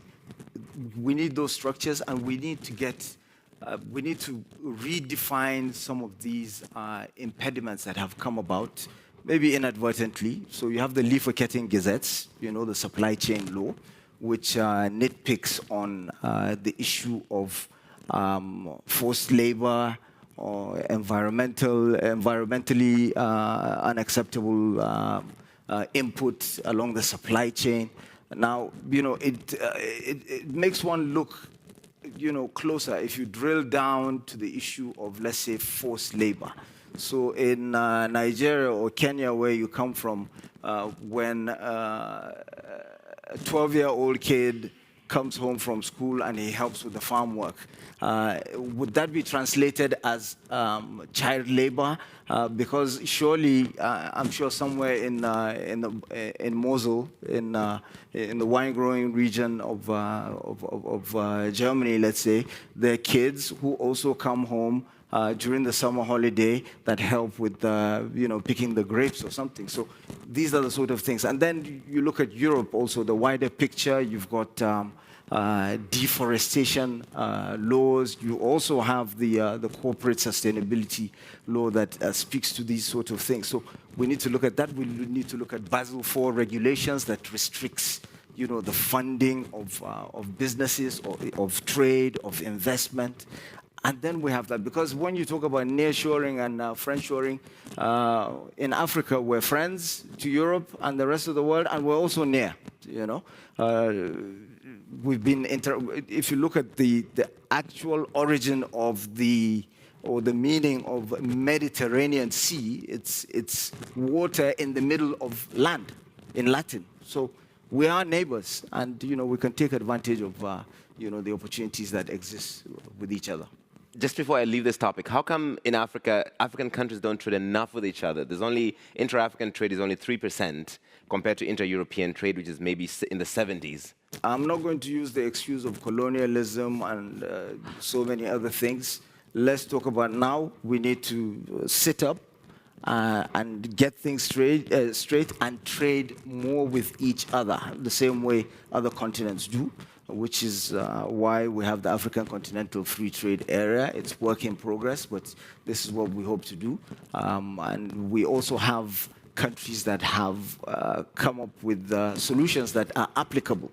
So Nigeria, one of the major advantages Nigeria has in terms of the growth that you see in fintech, in media and entertainment, has to do with an investment made as far back as 1994, the Nigeria Interbank Settlement System, which is being borrowed by the African Continental Free Trade Area, which is going to be the Pan-African payment system. So real-time payment makes things move very fast. Youthful population, sky's the limit. All right. I want to hear views from here, but I'll get a question from back here, so you're behind me. We'll get a mic to you. After you jump in real quick, she had a question that also related to you. So I'd say the way we're looking at it is, industrial policy or any of these tools, anchoring them in a long-term value proposition that the kingdom can provide. Capital is cowardly. That's a saying we have, and apparently it's also in English. But not all capital is the same. And you want to target capital that is of high quality, that is long-term, permanent, value-adding to the economy. Naturally, I think with this shift that we talked about, this stage or phase we're in, naturally some developing countries will be left further behind. But if we go back to adopting the long view or the longer view, if we go back to keeping dialogue open, and if we go back to building institutional capabilities, there's nothing that says any developing country can't all of a sudden develop an edge over some advanced economies or, let's say, competing mid-tier economies and provide something that's useful in this I'd say, phase that ultimately will end and will be in a new, different form of a geoeconomic order that has globalization has helped get us a lot out of poverty, has helped innovation, has helped cost efficiency, has helped resilience. If you think about it, we're going to end up there at some point. So I think keeping in mind on what will give you long-term value, but attract high-quality capital. But in the medium term, let's not dismiss the importance of these three things: a longer view, keeping collaboration and dialogue open, and continuing to invest in institutional capabilities. And of course, the world needs to come together still on the Sustainable Development Agenda. We still have some time. It's not going to end. The deadline is not 2030. This is something that will continue. We need to continue thinking pragmatically with a focused view about solving some of these problems that can unlock, I'd say, better performance against other goals or challenges globally moving forward. And we've been, maybe Nigeria's been talking about reforming some of these multilateral platforms. The kingdom's been engaged in this as well. But specifically on this, we recently been talking to several of the platforms to see how we can have, alongside the Sustainable Development Agenda up to 2030, a focus on some key issues that can be addressed, or more of which can be addressed by 2030. And globalization has had a lot of successes around the world, but it's not worked for everyone. There's people who've been left behind, who remain in extreme poverty, even though some people have gotten quite wealthy. And I think what we're talking about has to make sure that everybody's comes along. All right. Did we get a microphone to you? Go ahead. Yes, thank you. Riham Al-Kusa from Reuters. My question is for Mr. Ibrahim. I want to know how this latest escalation with yesterday's attack is affecting Saudi 2030 vision, and what is Saudi Arabia doing right now to help de-escalate? The journalists will try. You got to give her credit. Sure. So I feel we got to stick together. As journalists, got to stick together. I respect and appreciate that. I think we need journalism, and we need professional journalism always. But my answer to that, on top of what we said earlier, the kingdom is addressing these geopolitical, regional challenges in two ways. One, it's firing up all cylinders in terms of its diplomatic engine with its partners from all around the world to try to bring all, I'd say, forces or entities or parties into a global dialogue with a meaningful, constructive path to that continued dialogue, and for it to be practical. And you can look at what the kingdom is doing with several coalitions, the most recently one that was announced in the UN, to try to bring about a resolution to this challenge. But two, and this is more related to my focus and some of the other colleagues of mine, is continue on this path to achieve Vision 2030. As Elif said, and I thank you for your words, but this is more than just a transformation plan. This is unlocking potential that has the impact to set an example for many countries that we have learned from in the past, but we can contribute to in the future. I'll add to that. We're not just passive about this. We believe that there should be a view of what the geoeconomic order should look like. And our view with our partners should play into what we want to do even beyond 2030. One example is our approach with our African nations and neighbors. The approach shifted from focusing only on security and political coordination and ODA to more impactful ODA, to more trade, more investments, but also equally important, more technical and policy collaboration and assistance. Both ways, by the way. There's many countries that we can learn from and many countries that we can contribute to. That's something very serious to us. We're a young population. Africa is a very young population. We're not going to be young for long. And if we don't get productivity to catch up with the pace at which age or the societies age, we'll be stuck in more challenges and stuck in a place where your capital is committed to address non-productive, non-functioning components of the economy and society rather than amplifying productivity and growth potential. Is that why you hosted the Saudi Africa Summit last November? Absolutely. Will there be another one? Yes, for sure. When? Still not announced. There's been some discussions, but the plan is to host it as frequently as meaningfully as necessary. Okay, I want to ask Minister Tuggar again which friends he likes, because he wants to get along with everyone. So instead, I'll ask Mr. Shimshek about the problem of high debt, limited access to capital, and how Turkey is thinking about this when you're competing for FDI with pretty much everyone. Well, first of all, we don't suffer from high debt. If you take the entire indebtedness, meaning including private sector debt, household debt, corporate, government debt, global debt to GDP ratio, I think it was about 330%, if I'm not mistaken. Emerging markets were roughly about 250%. In the case of Turkey, it's about 99%. So we're not a highly leveraged economy. Debt is not a speed limit to growth. So on that basis, we have a strong advantage. I think what's holding global growth back is a combination of low productivity, but also trade fragmentation. It's clearly global indebtedness and demographics that is no longer favorable, except maybe Africa. That's where still demographic is extremely favorable. So when it comes to Turkey, why would somebody consider investing in Turkey? Well, first of all, it's a sizable economy. Including Syrian refugees, we've got about 90 million population, roughly speaking, and a per capita GDP of about $15,000, $1.3 trillion. So this is a sizable economy, but is it growing fast? It is, yes. If you take 100 years, real GDP growth rate is about 4.8%.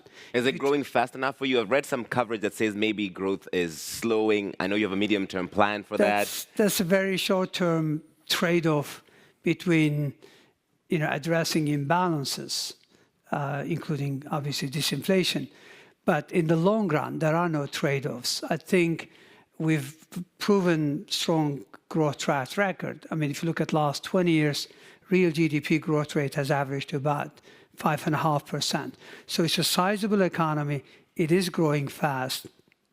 We've invested about $300 billion in infrastructure over the past 2 decades. So there's a pretty decent infrastructure. There is talent. So I think there's plenty to go for. Market size, growth, and good infrastructure, including AI preparedness and preparedness for frontier technologies. But, geopolitics, does it drag you down? Yes, it certainly is the case. But I think resilience is key. So that's why we have a medium-term program, a new team, a new program to enhance resilience, reduce vulnerabilities. All right, I want to take one more from the young voices. We have one of them coming up there real quick, but I want you to get some comments in here about what we're talking about and the concerns you're hearing from the crowd about, whether it's startups, financing, FDI, all of that. Regarding the question around how to finance startups and maybe smaller companies, I think there are 2 points that Minister Shimshek has made, which I think answers it, which is One, you need a deep capital market, because this is a question of leveraging financing. No single bank or group of banks will have enough of a balance sheet to be able to finance growth. So the question is there depth in capital markets so that you can really leverage not just a few institutional balance sheets, but effectively the balance sheet of the citizens, right? And I think, in the world, US is really the only example with that growth and with that depth. And I think with that depth comes the ecosystem that, again, Minister Şimşek talked about. You need an ecosystem that has the appetite to be able to have long-term perspective, high-quality capital, as the minister has mentioned, but not many countries have it. So when you look at where venture capital is, it's very much centered mostly around the US. I think that's an area maybe to ponder on. I have a comment on this specific. I think every region has its own challenge with entrepreneurship. I think in Europe, it could be regulation. In maybe China today is the ability to believe that anyone can come in and start something and grow and benefit economically without limits, so to say. In the kingdom, I think it's been more on the cultural side, despite it transforming massively in the last 10 years. Today, public sector job, private sector job, startups and entrepreneurship are equally attractive and equally acceptable by society. It wasn't the case 10 years ago. And I think the only place that has it, as Elif said, I think very clear, is the US. And not all cities in the US look at it the same way. In the kingdom, we don't have a huge funding problem when it comes to venture capital and entrepreneurship. What we have a challenge with is this cultural thing that this can grow indefinitely. But two, I think some policymakers and some of my colleagues, and maybe even myself, we can't necessarily always imagine what the new private sector will look like with a bigger role for entrepreneurs and startups in creating SMEs or large cap companies, but also a bigger role for SMEs like Mittelstand in, for example, Germany. So I think part of it is also something that takes time, something that has to do with the culture, with understanding the full potential, full value of this value or value-adding force in the economy. We only have a minute left, so we can only take 30 seconds of closing comments. What do you want to leave these people with, a takeaway? Well, real quick, just adding on to what has been said, there's also the issue of credit rating, particularly with developing countries, with African countries, and the general issue surrounding risk, which sometimes is over-exaggerated. You're talking about the Africa risk premium. Yes, political risk, financial risk. These are things that need to be unpacked to be properly understood, and then come up with the requisite mitigation strategies. Then there's also the issue of migration, which is the elephant in the room. We talk about removing trade barriers, protectionism, and all of that. The father of modern economics, of free market, Adam Smith, made it clear that for the free market to succeed, there has to also be free movement of people, of labor. Now, this is where, I'm not saying that or every country should open up its borders. It would be unfair for those that have not contributed to social welfare systems to come and become a burden. But there's a demand and a supply. A country like Nigeria, Africa, has a youthful population. We have a lot of skilled workers that are prepared to go to other places to work. And you can see that the northern part of the planet has this challenge of aging populations. So, it's give and take. We need to come up with the structured solutions to address that problem. I feel like you've opened an entirely new discussion that we just do not have time for. Minister Şimşek, your closing words. Well, we are a large convergence story, and we have a comprehensive reform program that will help boost competitiveness, productivity, and the potential growth. And we are open to business, and we're open to dialogue. And of course, we would like to re-engage with not only the region, but with our European friends. All right, Elif, you have the final word. We believe there is plenty to do. Yes, there are headwinds, but they have always been headwinds, and there will always be headwinds. But the world grew, economies grew. So we believe there is a lot to do, and we believe it starts with communication and collaboration, as discussed, and we're grateful that we can hopefully participate in that. Minister Ibrahim, why Saudi? Why Saudi? I think Saudi is a long-term reliable partner, but I want to add, if we get out of this convening with a commitment to maintain a long-term view, a big picture view continuously, keep the collaboration going, keep investing in our institutional capabilities, technology, and people, I think we will always be ready to address any challenges. Optimism is sometimes a choice. It's good to end on an optimistic note. Thank you so much, ladies and gentlemen. Please give them a big round of applause. They've been fantastic. Thank you. Thank you. Thank you.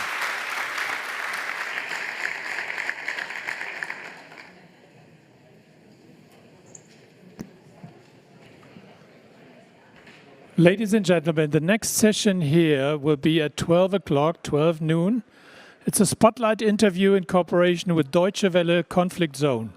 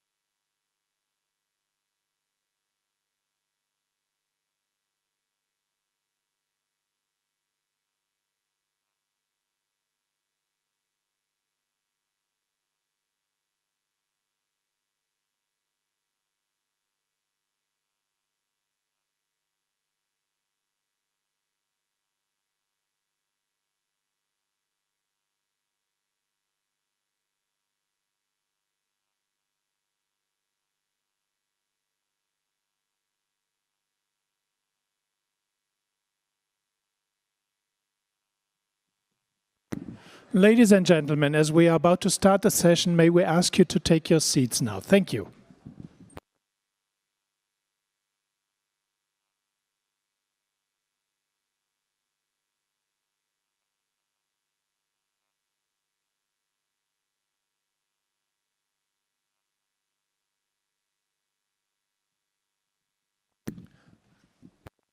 Well, do keep talking, just take your seats. Thank you.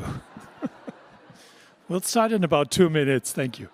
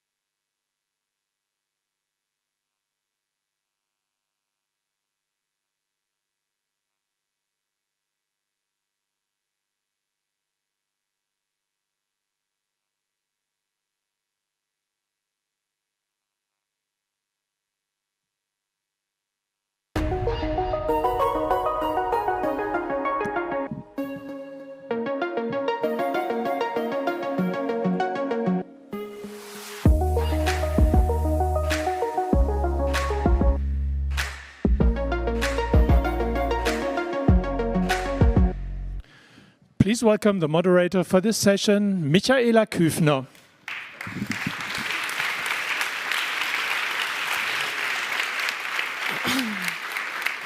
Thank you very much for that applause ahead of a debate for the automotive industry here in Europe at a crossroads, which is a very diplomatic way of putting it. And to debate the various aspects of that, I'm very pleased to welcome Cecilia Malmström, the former EU Trade Commissioner. She says, please take a seat here. She says China is not playing fair when it comes to subsidies, but she blames European car makers who've not been able to produce high-quality, affordable electric cars. Welcome. Thank you.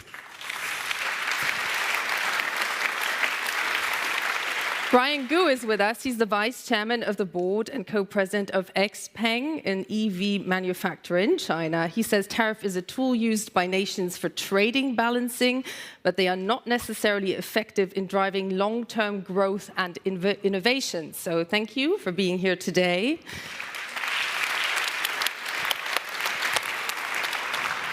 We have with us the German Vice Chancellor and Trade Minister for Economic Affairs and Climate Action, Robert Habeck. Please come to the stage.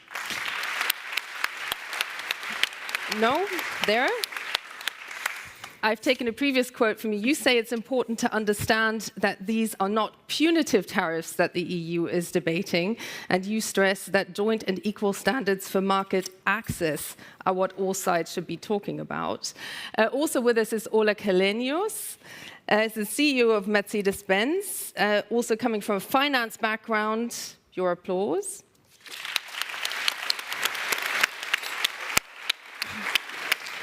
And you say that free world trade is very important, drives innovation, drives growth. Instead of creating new tariffs, we should rather work to reduce existing trade barriers in the spirit of the WTO.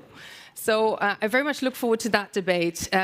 We will probably all remember this debate today, but we will also remember this as the day when Israel was attacked by Iran, and also the day that Israel decided to declare the UN Secretary General a persona non grata in the country. So as Vice Chancellor, Mr. Habeck, I would like to give you the chance to just give your initial reaction to what we've seen unfold over essentially the past 24 hours.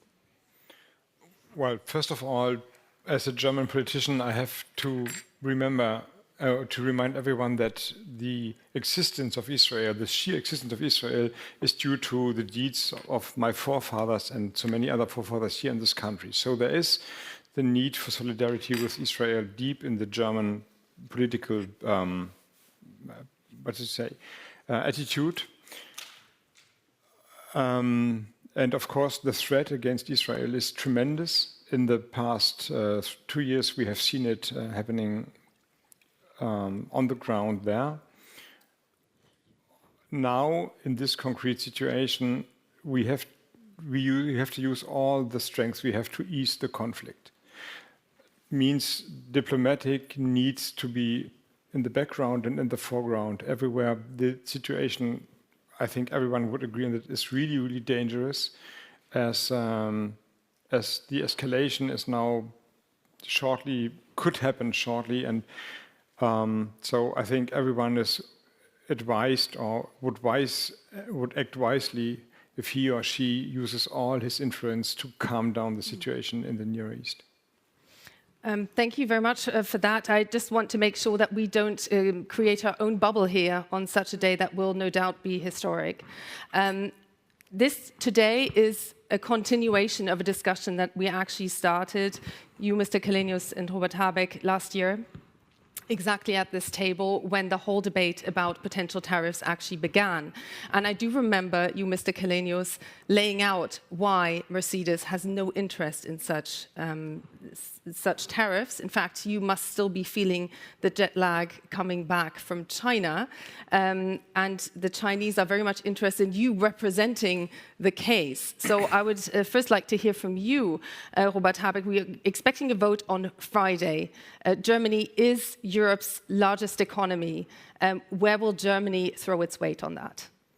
Well, it's Friday, and now we have Wednesday, so there's 2 days to... It's a long time in politics, that's true. Well, yeah, it's a long... Actually, that is the case. But in the end, I would agree with everyone who says that tariffs are not the answer. Of course, as market-driven and export-orientated nation, we have to take care that level playing field and all the rules are in place, and also everyone is playing to the rules. There also I have doubts, but my bigger concern as Minister for Economic Affairs of this country is that I see now a development of new trade barriers everywhere. So tariffs are not only invented, or the threat of inventing tariffs and the potential counteraction from China is not only happening in Europe. I see the colleague from Brazil. Brazil has given tariffs on Chinese cars. The US 100%. Turkey has done it. India has done it. There are local content rules all over the place, happening everywhere. If we are honest, we see that the phase of open market globalization is entering a new stage. I wouldn't say that globalization is over, but the belief, the maybe naive belief that an open world where a trade is bringing countries together has definitely come to a new phase, and we see that economic interest become power interest, and power interest become sometimes also real conflict reasons now. So I'm really worried that this debate, beyond the background of a broader scene, is part of a bad development. But the development is there, and that is bad for China and for Europe as well, as we need open markets. So what does that mean in actual terms? Will Germany vote in favor of increasing That means actually that I think that tariffs might in some cases be necessary, but we need a political solution here. In this concrete case, and in other cases as well, political solutions means translated that politicians let it just not happen and look and see, okay, now it's coming out of the bureaucracy or the apparatus. One word is giving another, and then we have tariffs everywhere. You started, we answer, they answer to our answer, and then it's escalation. So that is not the right way. So, I mean, we are in a process. I was in China, how long is it now ago? Maybe 3 or 4 months ago. There, if I be blunt, the first reaction was, there's no problem.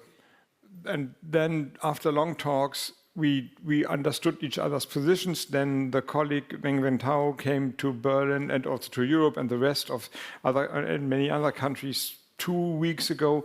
Completely different scene. Now there's an openness. China has made a proposal to solve this conflict politically.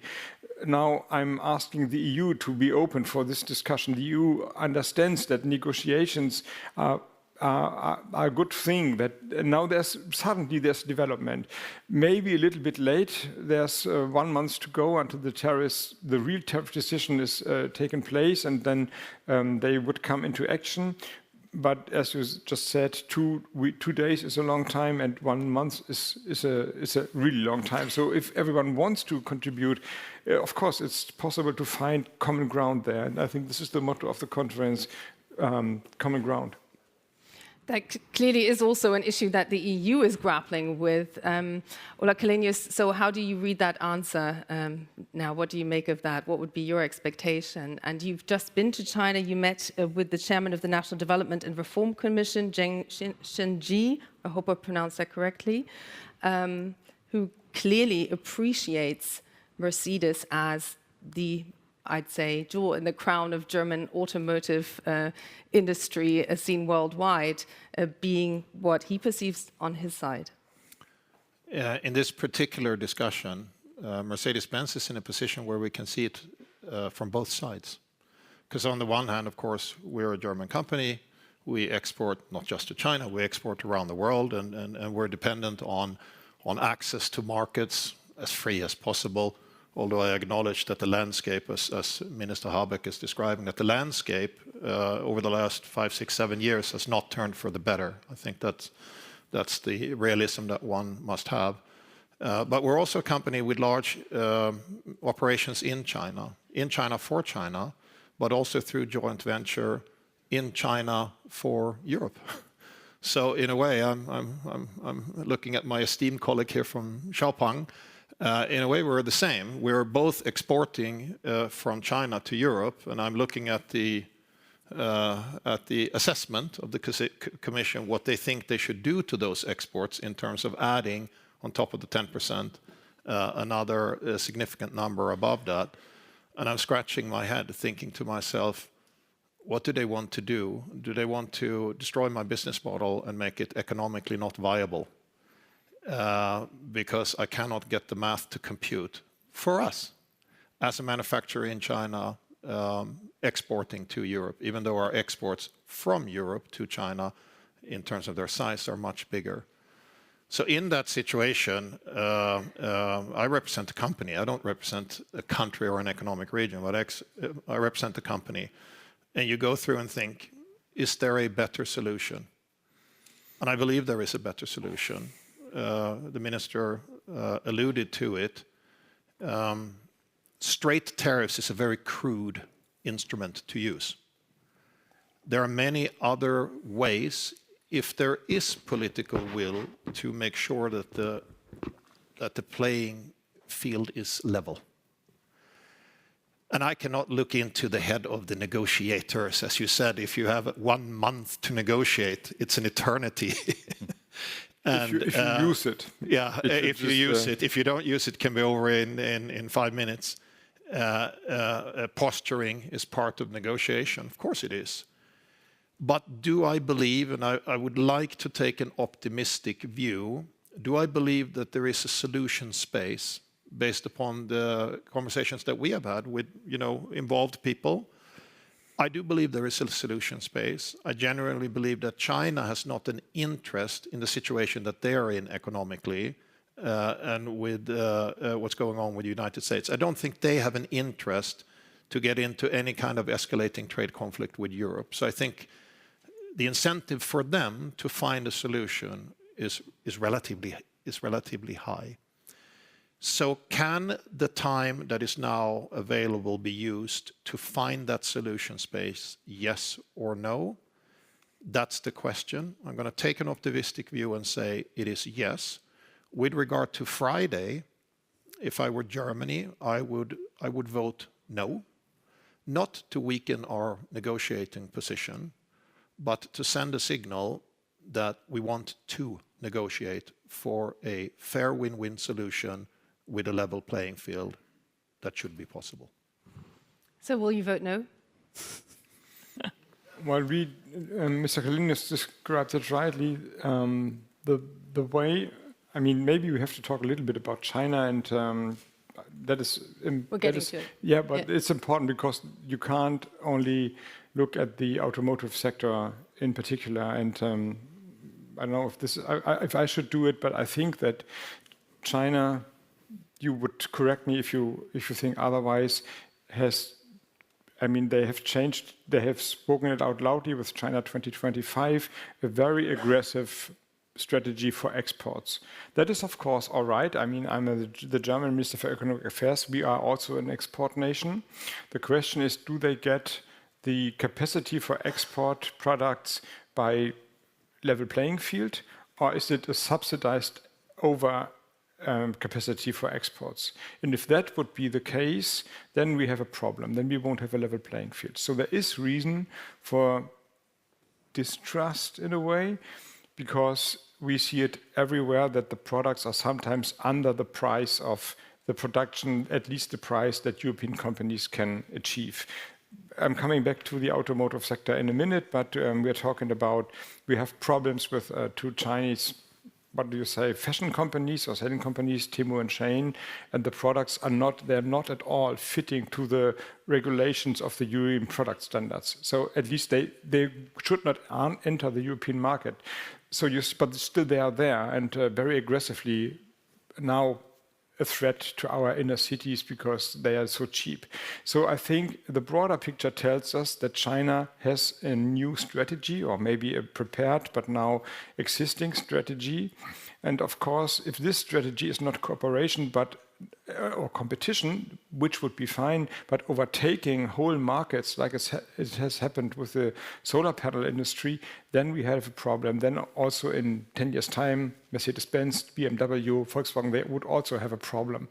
And there are reasons to to see that this could happen. So with this, very, very, I let it be there. So now the question is, if that should not happen, and maybe China really has no interest that this is going to happen because the world becomes more fragmented and all. And if the European market really closes in, like the US market is closing in for China, then the Chinese economy maybe has also a problem.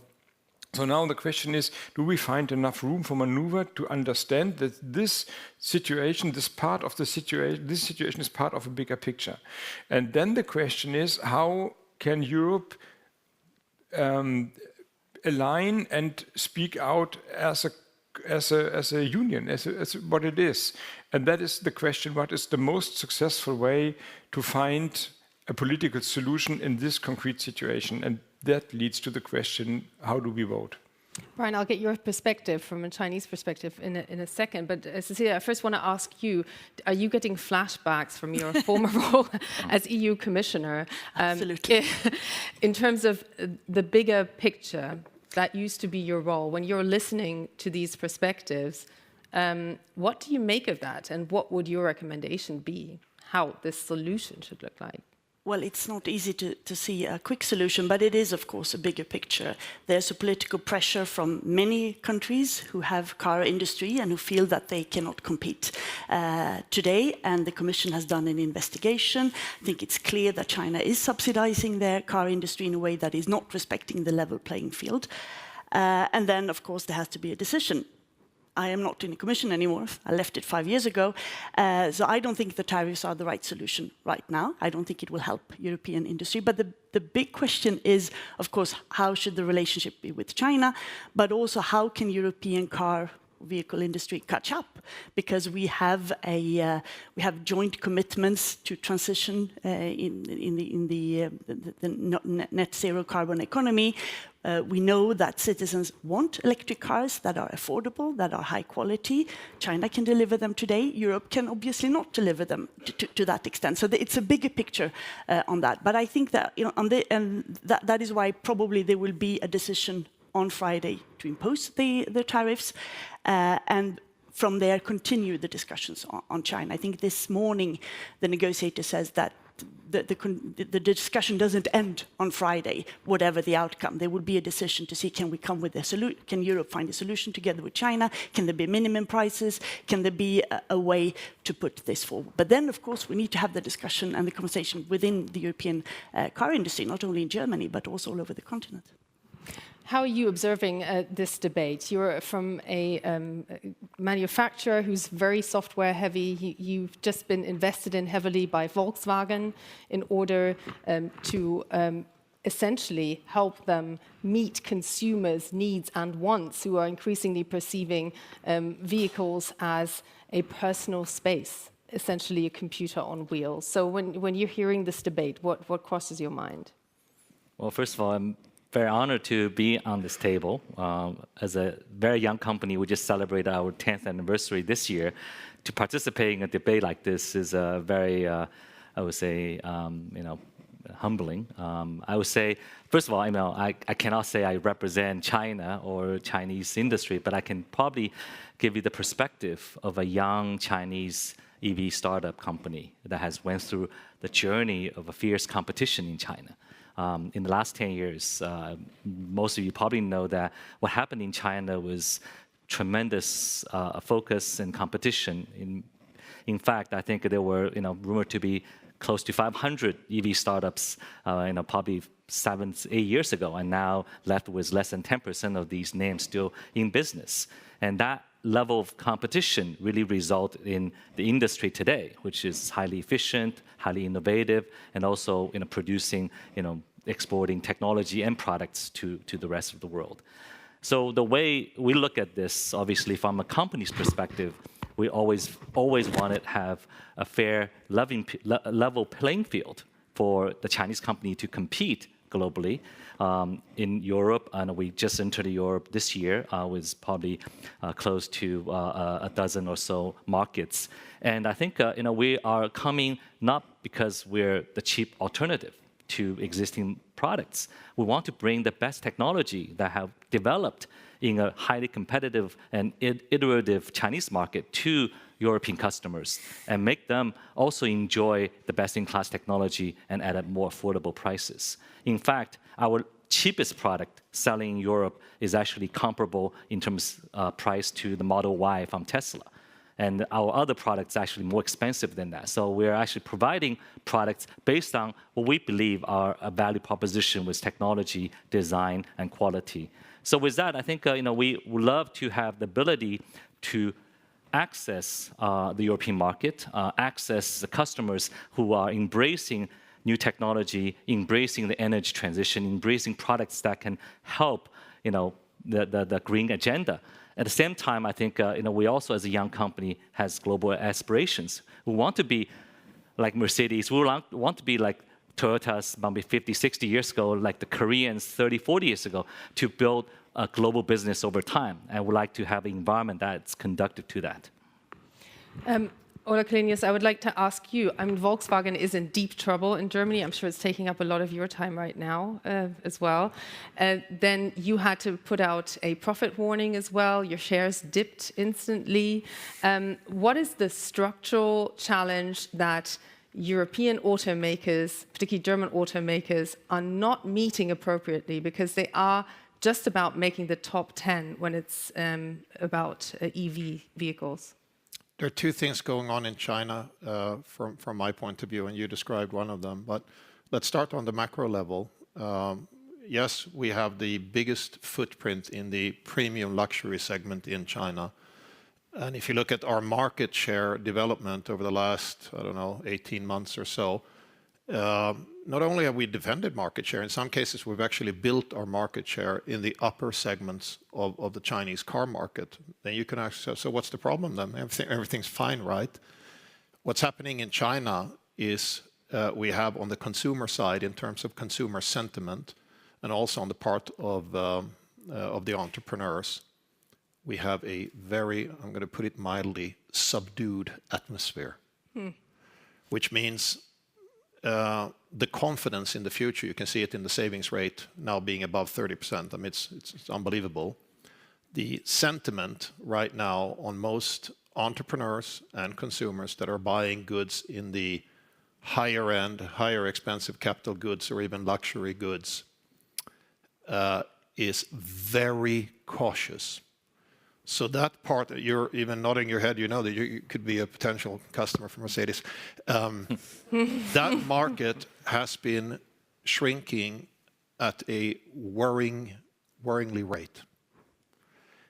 We know about the restructuring of the real estate sector. For many people in the US, you have your 401k for your retirements. In China, you have an apartment. If the equity value of that apartment over the last 24 months has gone down by 30%, you don't feel flush. You don't go out and buy an S-Class. I speak a lot to entrepreneurs such as you and talk to them. They're all waiting and watching.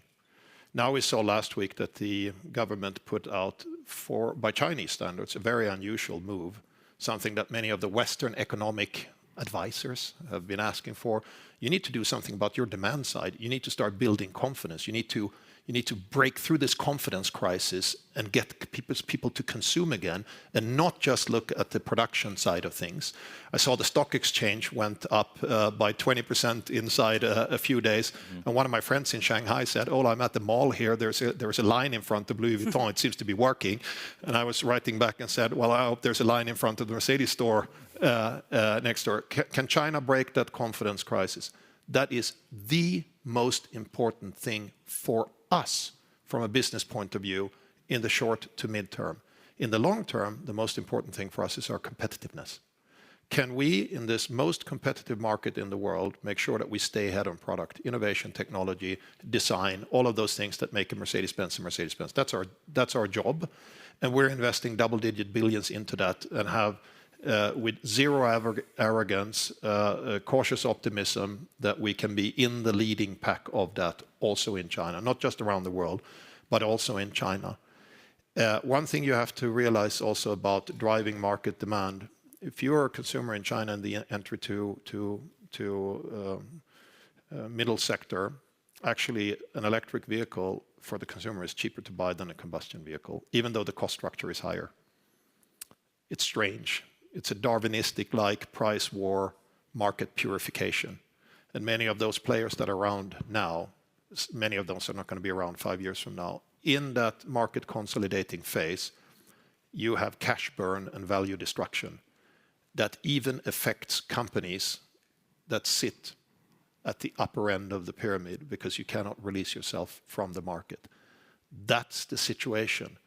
But it's not the situation to sit back and go like, oh, and then be paralyzed. You must control your nerves, keep on investing, keep on innovating, and make sure at the end of that Darwinian battle that you're one of the combatants that are left. And that's what we're focusing on. Just to fact check, there's 2 G-class vehicles outside. There's still a waiting list for those, I guess. Absolutely. Yes. So if I could afford it, I would have used this opportunity, of course.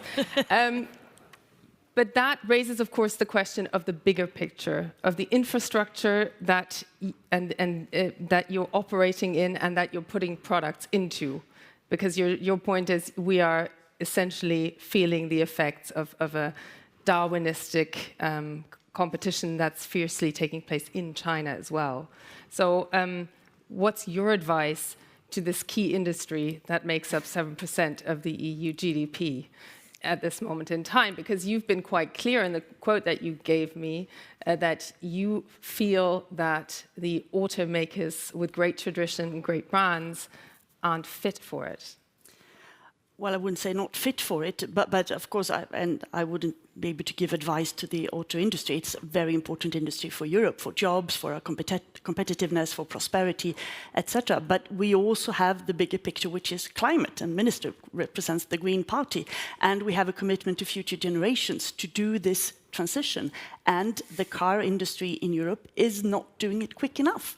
So the question is, what can we do jointly to speed up from the car industry side, from the decision maker side, from the infrastructure side, everything from charging devices to setting up goals and making sure that consumers are incentivized to choose electric vehicles. That's the discussion we should be having, and I hope that could continue. Also, I mean, I understand that the decision on Friday is very important, obviously, but there will be a continuation, whatever happens, that there will be a discussion with China. And these problems and the problems of competitiveness for the European car industry as a whole will not disappear. So where do you want to go? I want to take this to the whole question of CO2 neutrality, because that's a common goal the EU is working towards. And I could actually keep asking questions all day. I just want to flag out to everybody, I know you all have questions. It would just be great if you make yourself seen so we can get your questions asked here as well. So please take a moment to consider, and then, yeah, and in a moment we'll come to our young voices as well. But I just want to ask a question first to you, Minister Habeck. You are a green politician. You had launched essentially a consumer subsidy for buying e-vehicles, which then abruptly ended because it essentially was, you ran out of cash, frankly.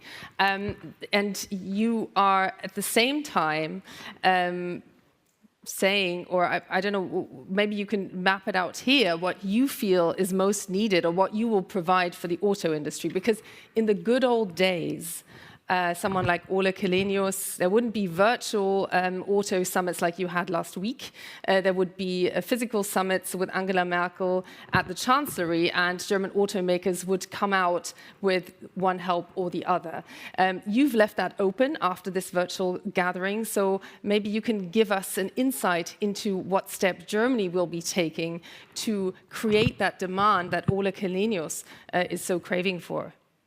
Yeah, but first of all, I'd like to use also this occasion that to remind everyone that I would say all of the automotive industries reduced their prices after the subsidy scheme, the German subsidy scheme, suddenly was gone. That was a shame. I mean, the money was gone. There was a constitutional court saying that took away 60 billion out of the budget we had planned for that. So that was. But still, sales still dropped. I mean, more or less in the same amount of reduction by the public subsidy scheme, the automotive industries gave the same amount of reduction to the customers. So if you are saying, I won't buy electric vehicle because these Umweltbonus, it was called, is gone, you are wrong. And if you look at the OPEX cost by driving electric vehicle, if you do it rightly, or normally I would say using a wall box or maybe having your own solar power system on the roof, you save money by the year. So really you can, it's cheaper, in many cases I have to say, it's cheaper to have an electric vehicle than to buy a combustion engine. Still, there's you explained it for China. I think that is very similar in Europe and also in Germany. There's an uncertainty which way to go. That has also the reason of the political debate. But that, I think, you pointed out very rightly, the way for climate neutrality in transportation is clear, or we lose the way to climate neutrality in Europe as a whole. I mean, the European Union decided that we have to become climate neutral in 2050, Germany 2045. The way or the calculation why there should be only climate neutral cars in 2035 is that you drive a car 15 years, so roughly speaking, more or less. So if you want to have climate neutrality in all sectors in 2050, you need only climate neutral cars coming to the market in 2035. Now, of course, it's not black and white or 1-0. It takes some time to increase the production capacity. That is the meaning of the increase of electric vehicles on European streets from now on till 2035. If we are pushing 2035 away, then we are pushing 2050 away. There is no climate neutrality in 2050 achievable if the transportation sector is not delivering. Then, of course, you can argue, okay, this is only Europe, then where's the problem if we become climate neutral in 2060? Well, the problem is that nobody then will hold its promise to become climate neutral. So this small question that is part of the political debate before election campaigns or for the European Parliament is really hitting the core of the question, do we stick up to the promise to become climate neutral? And of course, this promise was not only given by politicians, but by the investments of the companies. At least some of the companies invested billions of billions. So if you ask Volkswagen now, what is they have some problems in the structure and they have pricing problem and so on. But if they have one wish for politicians, they are saying, stick to the plan. Stop the talking that all our investments are going to shed us, because now, after you have made the rules, you have made the laws, you have made the promise also to future generations, you have to keep the promise. This is destroying our business case. That is the first answer you get. Stop questioning what was decided in a broad coalition. It was the great coalition, Social Democrats and Conservatives. Of course, my party agreed to that. It was across the aisle that this was agreed on, and the companies need the trust that this is still the plan. So that is the first thing. This costs nothing. Just stop stupid talking. That is priceless, I would say. So do you agree that would be part of the solution? Just have that clarity, just the clarity. And within the second session, of course, we can be pragmatic. We need flexibility. You can't have a designed plan that goes over 25 years. So that is impossible in reality. But we have to keep the goals. We have to stick to the goals. That is impossible. That is important. I just want to quickly check whether you believe that is the answer. It's not a 10-second answer. Let me start by saying this. He has to decide yes or no on tariffs. Yeah, but he has 2 days to do that. Let me start by saying this. I think any sound business strategy of any industrial company must have a decarbonization plan. I believe it is the better business strategy. In our case, we call it Ambition 2039. We want to, by the end of the next decade, we want our whole value chain to be net carbon neutral. That is what we're gunning for, not just making the electric car. You have to look at the supply side of things, work with your suppliers, and how do you make sure that you engineer CO2 out of that product, but all the way to the product in use, so that if you charge at one of the Mercedes charging stations, we invest in charging infrastructure as well. I mean, we don't do that in the current paradigm. We don't have to build any petrol stations. They're there.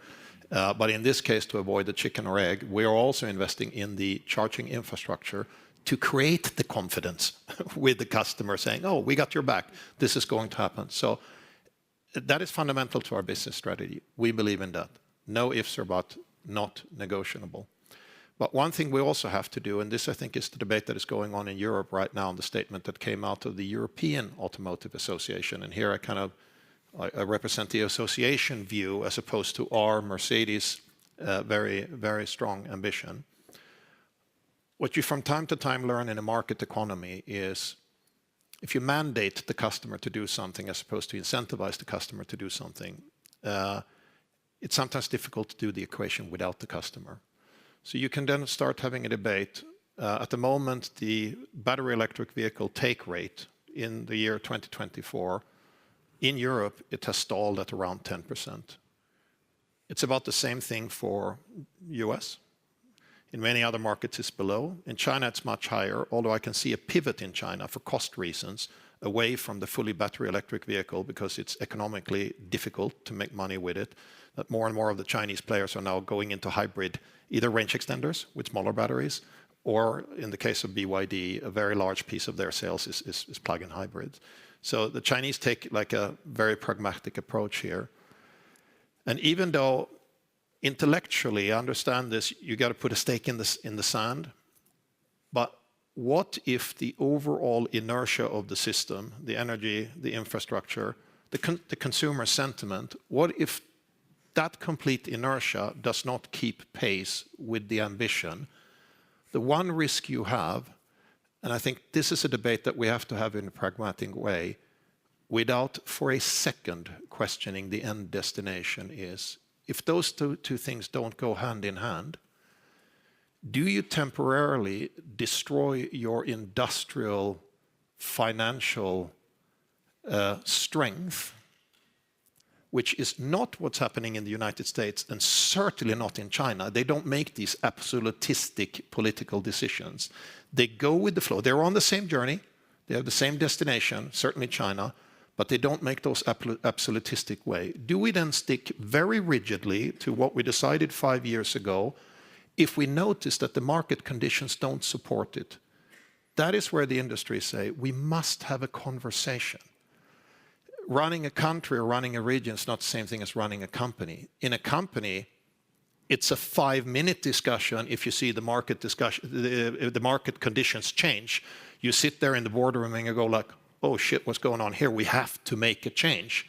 Politically, to admit that your assumption 5 years ago for this particular period in time might have been wrong, I think politically that's more difficult, but it doesn't make the problem go away.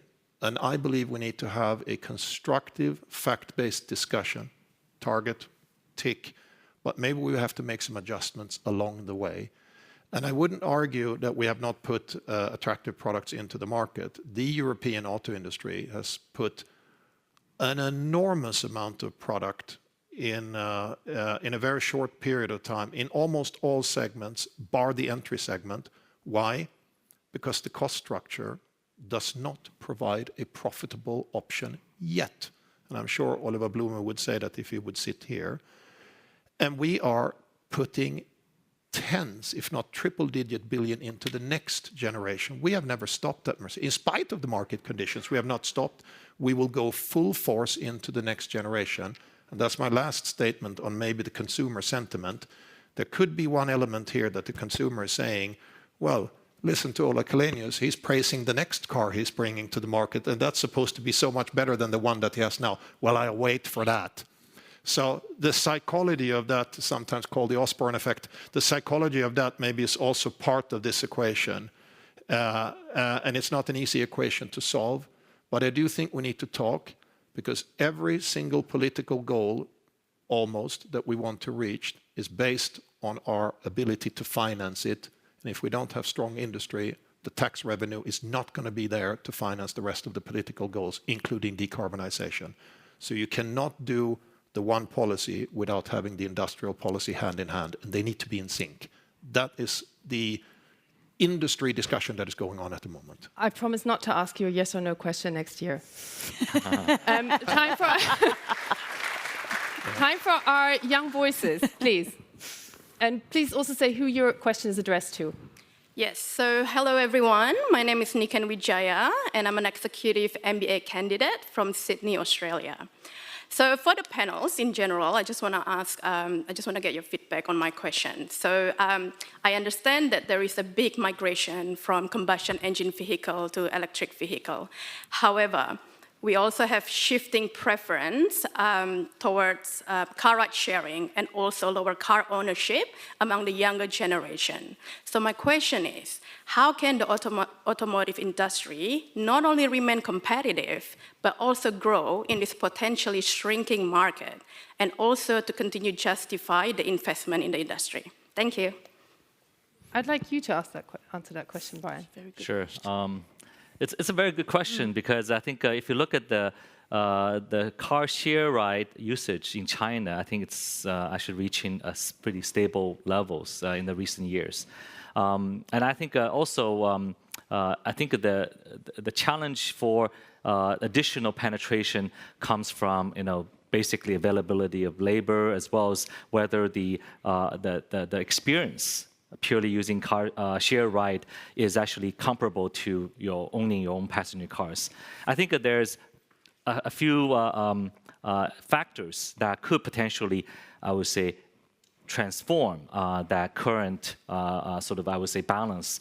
One is actually the advancement of autonomous driving technology. I think that is actually truly going to be transformative when you actually look at car share ride platform, combined with autonomous driving, and obviously in some areas already achieving level 4 or robotaxi-like capabilities. I would say in the few years, if that becomes a commercial reality, that will be actually a very important step to unlocking the potential of the platform, and also be significantly, I would say, friendly to environment as well as labor saving. The other thing I think that's very important is also understanding the shared mobility platform itself, how it actually kind of continue to provide the services. In China, I think a number of areas that cause as hesitation or concern for growth is like safety, security, as well as the operator itself, whether the compliance. And I think that is something I think for a large market in China, they actually have to really figure out from the policy perspective. And for automakers, I think we are working closely to figure out what are the solutions we can provide to these platforms. For example, last year, what we did at XPeng is that we actually purchased the EV assets from Didi. Didi, obviously the largest shared mobility platform in China. They were trying to develop a vehicle, an electric vehicle for their own platform, but realized the difficulty of being an auto manufacturer. And then they partnered with us. I think they handed over the asset to us. And a year later, we launched that product to the Chinese market, and now seeming to become one of the most successful EV launches in the Chinese market. So I think collaboration between the automotive manufacturing and the mobility platform actually will yield significant benefit and also help pushing, obviously the overall, the technology as well as automotive advancements. We'll be watching how that works out for Volkswagen. I just want to get one more question from my young voices in, because you are the people this is all about. Good afternoon. My name is Sarah, representing ESCP in Paris. And my question to you would be, so given the significant challenges electrical vehicles, battery sustainability, and then hydrogen inefficiencies in production and problems with logistics, what should be the primary focus of trade and investment strategies in the automotive industry? Should we prioritize development of one technology over the other, or is the hybrid approach the only one path forward? Thank you. Maybe that's a great final question, actually, to ask all of you in one sentence, which approach should be taken. I'll start with you, Brian. I mean, I think I agree with Ola and obviously the previous comment is that consumer makes a decision, whether it's pure electric, hybrid, or other forms. I think consumer will consider the total cost of ownership, their environmental impact, as well as ease of use. I think at the end, automakers will only have to, can take the business forward based on what the consumer trend tells us. So for us, I think we're very open to modalities that I think consumer embraces. Obviously, we want to still focus on the path that creates the best efficient and most environmental friendly technologies. So whatever the consumer wants, you are in the business of also framing the minds of consumers by convincing an electorate that what they want, what they should be wanting. So what would your as Minister for Climate Action, I don't care, as long as climate neutrality becomes reality. So there's complete technical openness. As part of the government, I have to look to the finances. And of course, if the expectation is that publicly the infrastructure is financed, then the room for maneuver is limited. So we have to make a decision if we finance hydrogen filling stations or grid connections. In an ideal world, I would say we do both and maybe a third one as well. But in the reality, every euro counts. So therefore, we look to the markets. And my view is that the decision for, I call it now, normal mobility, so driving to work, bringing the kids to sports clubs, meeting some friends, and maybe 2-3 times a year, having longer distances, visiting your grandmother 500 kilometers or whatever down south in Germany. That will be electric. I think that decision is more or less made. There might be other examples, but they, I think, prove the general phrase that the basic infrastructure is electric. That is not true. That is not true for heavy vehicles and special engines in many kinds. But I think that that is the customers and the company's decision now, and therefore we lay the focus on charging stations and grid capacity. You probably saw that, but Christian Lindner, the German finance minister, at this table yesterday called the tariffs ridiculous, and I quote. So we're very curious about that German vote. Yeah, well, I agree. I'm completely against the tariffs. But the question is, how do we find the best way to overcome the situation, right? Right. Cecilia, so returning to that Young Voices question, it really is about how to attract the investment for which technology? It is, and I agree with Minister that the future is electric, but then hybrid will be the way to go there probably for most companies. And also what the former young lady said about the new generation. I mean, young people increasingly are not taking their driving license. They're not buying cars. So of course it has to be combined with public investment in public transport, in buses, in other alternatives as well in combination to this transit. And that has to be electric and green as well. But hybrid will be a way to reach that goal. Ola, you have the final word on this. The market forces will figure it out. The target by 2050 by the Paris Agreement is what we're shooting for. I agree with what Minister Habeck said, that for passenger cars kind of means the main road right now looks like it's electric. Maybe on commercial vehicles, the hydrogen will play a bigger role, and for industrial use. And maybe for aircrafts, we will also have in this technology openness zero carbon fuels, because there is no other technical solution at the moment. But don't stifle creativity and let the market forces figure it out, because technologically, where we are in 10 years from now could be a different place than we are today. So let the market forces work. The only thing, I completely agree, but of course there's a question for the public side to create an infrastructure that the market forces can work. That is the only thing I'm saying. And if money would pour down from the sky, no debate. But of course now we have to make tough decisions. Not stifling creativity, that's the thought I would like to thank you all with. Thank you very much. And we've also learned at this table that a level playing field can tilt various ways as well. Very balanced. A little tilted, but balanced. Oops. I'd just like to ask you to remain seated for the debate with Lars-Hendrik Röller and President Emmanuel Macron, who should arrive here soon, and it will start in due course. Thank you very much. Thank you. Thank you.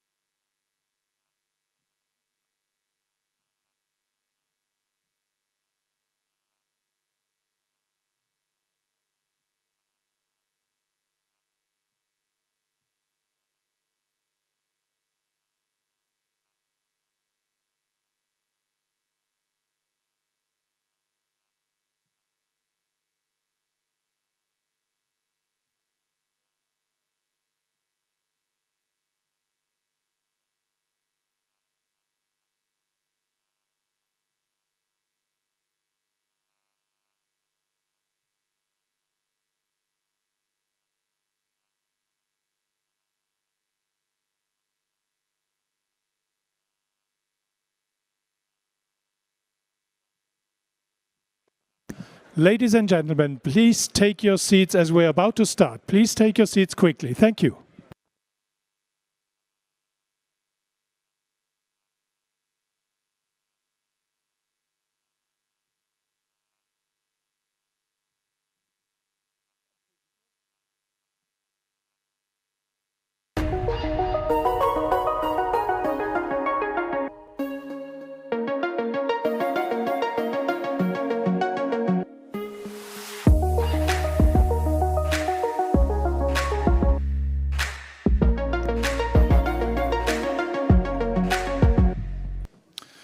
Please welcome the moderator for our last session,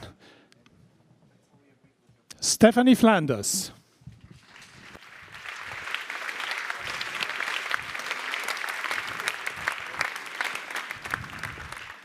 Hello again. Nice to be back here. I'm Stephanie Flanders, Head of Economics and Government at Bloomberg.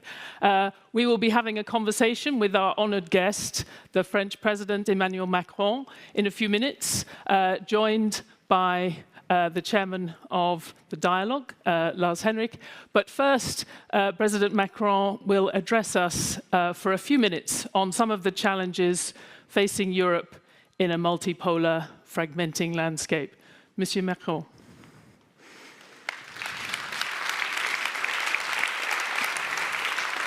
I'm so sorry, I swear.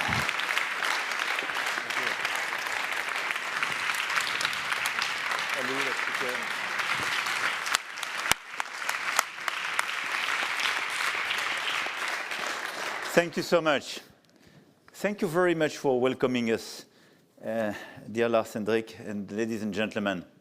I don't want to deliver a long speech, and I think it's much more important to have an interaction and try to confront our point of view. But let's say that for me, the EU, has, in order to face this multipolar order that you mentioned, has to deliver its own agenda. And I think the big challenge for the EU, Mario Draghi just issued a report. I delivered a month ago a speech, and the tone of these approaches could seem very pessimistic. The EU could die, and we are at the verge of a very important moment. I think this is quite true.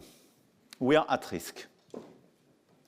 I think we delivered very concrete and positive results during the COVID crisis.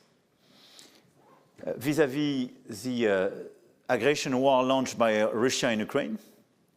But when you look at the picture, what is at risk is the growth model of our countries. And the fact that EU has to deliver more autonomy, and we are obsessed by that, and this is the agenda we put at the Versailles Summit, and which is now core for the European Union.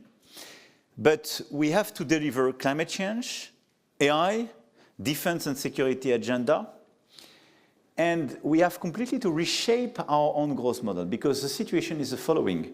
On these key items, we are lagging behind both the US and China. They invest much more, they are much more in advance. And when you look at the growth on growth per capita, if you take the past 3 decades, the US delivered an increase of 60%, we delivered an increase of 30%. And it's not sustainable with the social model we have. And you cannot adjust just on the social model because it's unbearable for your people and in the existing democracy. So I just want here to share some key ideas I have in order for our Europe to deliver this agenda. I'm definitely incomplete, and we will follow up. I will not speak about the crisis of our democracy and cover a lot of topics of the international agenda. I hope we will revert during the discussion. But if we want, clearly, to be more competitive and have our place in this multipolar order, first, we need a simplification shock. This is the first point. Why? Because we are at the technological border in terms of regulation. And you cannot deliver such an agenda alone. And today there is a desynchronization with the US and China. So we need a big simplification shock, is to be discussed.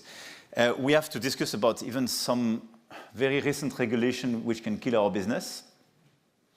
And clearly, we have to deepen the single market, because simplification is normally the DNA of the EU. But we didn't deliver following this DNA during the past few years. And this is a big issue. But on health, energy, data sectors, we need clearly to build an actual single market, because on these key sectors, we need an actual European market. And it's critical if we want speed and scale for our startups and our business leaders, because this is the only way to have a domestic market of more than 400 million customers, where today we have 27 domestic markets in these sectors. So simplification, deepening of the single market, and simplification regarding some new regulations. The second point is about trade and trade aspects. We lived in a world during decades where everything was based on trade in an open market, complying with WTO regulations. This is over. Let's be clear.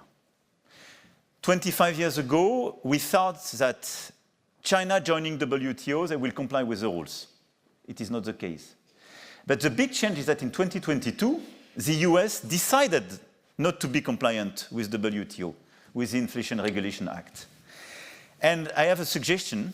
When both US and China doesn't respect the rule, we should not be the only one in the room to just buy the book. Because it doesn't fly. This is why I don't suggest to become protectionist. This is an awful word. But at least to be fair with our industry, with our farmers, with our people, meaning we have to preserve the level playing field. And when you deal on the same market with people competing with you, with such a level of subsidies which completely makes the market unbearable for your own player, you have to correct it. This is why I do support the Commission on electrical vehicles with China. And this is why, more broadly, I think we have to protect the level playing field in all the different sectors of our industry. Otherwise, we will be today, let's be clear, we are the adjustment factor in a lot of industries for global players.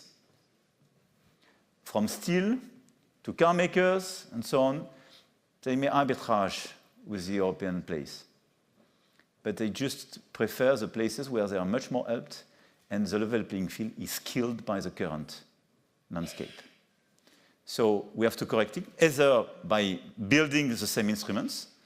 December 2022, I did advocate for a European IRA. We didn't deliver. We were too slow, too fragmented, and there's not the right scale of subsidies.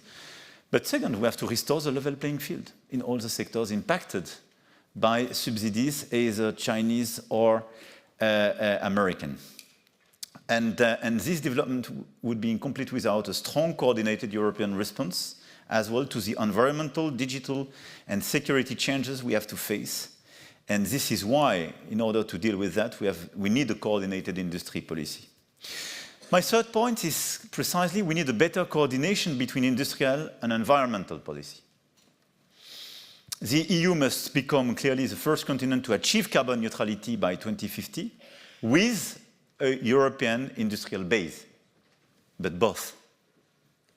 I don't suggest to do it by killing our industrial base, and I don't suggest to preserve our industrial base by renouncing our climate commitments. So this is a demanding commitment for the environment and sustainable development, but if it is well coordinated, it's also a tremendous opportunity for European businesses.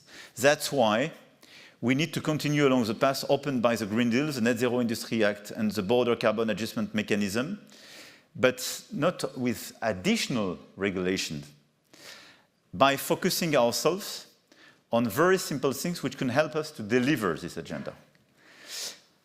More investment, I will revert on that, because on climate change and clean energy, we invest less than the US, definitely. And by having and building more energy autonomy based on technological neutrality. And this is as well, for me, a matter of simplification and efficiency. But if we want to deliver our climate agenda, we need to be much more neutral in terms of technology, on mobility, on energy production, and so on. And this is a very good Franco-German debate. But what we need, in fact, is a low-carbon pilotable energy. What we have to create is an actual energy, single market. And what we did is exactly the opposite. Because by design, originally energy was not part of the single market agenda, fine, we have now to complete it. But even when we spoke about hydrogen during the past few years, we did it with the bias of our own domestic model. So we create discrepancies between renewables, nuclear, blah, blah, blah. Doesn't make sense. What you want to be sure is to produce low-carbon energy in any place of Europe, and we want to have your households and industrial players to be in a situation to buy the volumes they need with visibility. So we have to deliver this agenda of, I would say, free movement of low-carbon electrons. It should be feasible. My fourth point beyond energy is that this industrial policy logic must prevail in all the sectors we identified: defense, critical raw materials, digital technologies, semiconductors, health, and agri-food. This means stepping up our innovation efforts, and beyond that, what we have to do in all these sectors, and what we should do when we speak about industrial policy, which is now a necessity for Europe, is clearly to help our players to scale on our soil and our continent, and we have to accelerate their ability to innovate. And the main driver of the difference between US and Europe, I mentioned earlier, is the level of innovation. And part of the explanation was the level of concentration of the market and the capacity of big players precisely to finance innovation. Look at the telco business in US and Europe. Telco is much more fragmented in Europe, much more under pressure of the consumer, so it's good for the consumer, but less in a capacity to deliver a big investment and innovation agenda. The result is that telco industry invested much more in terms of innovation and disruption in the US. And the result is in the productivity of your business and the capacity to innovate and create new players. This is why we have to set up common instruments to build a European industrial policy and strengthen the coordination of our national industrial policies. We have to accept to have European champions and not 27 European champions, and stop with a systematic geographical return and focus much more on our ability to deliver champions at the European scale. And we have to accept as well to be much more efficient in terms of R&D, innovation, and invest much more in innovation as a key component of this agenda. And it's true as well for the defense sector. We can revert on that. My last point is precisely about investment. When you look at the figures, we don't invest sufficient money. And we have to do at least two things. One, we have to invest much more European money on these key sectors in order to build our resilience, our strategic autonomy, and this innovation agenda. The current budget is not sufficient. And look at the situation. During the past decade, in fact, we tried to correct this European budget. With the Juncker plan 10 years ago, it was based on loans and guarantees, but it was 1,000 billion of loans and guarantees. And during COVID time, with Chancellor Merkel, we built a common agreement to have this big package to recover, 750 billion of equities, grants, and 250 on loans. This is a signal that we are short in common public money. We should not revert to the national scale and give more flexibility because it will depend on the fiscal space and it's a killer for the single market. We have to invest much more at the European scale, much more efficiently, focusing the money on some key players and key sectors, but on defense and security, climate change, clean tech, and artificial intelligence. I would add on top of that healthcare system. And this is a necessity to scale up our capacity to invest. And we have room to maneuver at the European scale. In parallel, we have to mobilize much more the private money. Our continent has much more savings at the US continent. But we have three big problems regarding these savings. Number one, they are invested in banks and insurance. And post-financial crisis, we killed the regulation for good reasons. But we were the only one to implement the regulation. The US doesn't implement the regulation. 75% of the US economy is financed through capital markets. But even for the 25% remaining, they don't implement the same type of regulation we have. And with Basel III and Solvency II, we just killed the ability of this big player to invest in equity, meaning scaling our economy, investing in innovation. We have to change this regulation if we want to use part of this money on equity and growth agenda for Europe. Second, we are too much fragmented. We need the European Capital Market Union. This is a necessity. Because this money is not allocated, all these savings are concentrated in some areas, but it's not properly allocated in some regions and some sectors. The only way to fix that is Capital Market Union. And the third point, it's the only way to make it competitive, because a third of these savings just go directly to the US. And it's good for the US growth, I'm super happy, and the US players, but this is a stupidity.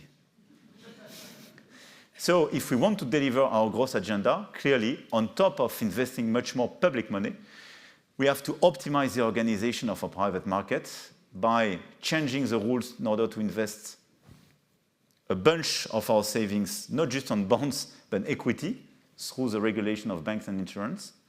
And clearly, we have to finalize this capital market union. The good news is that you have a Franco-German agreement on that.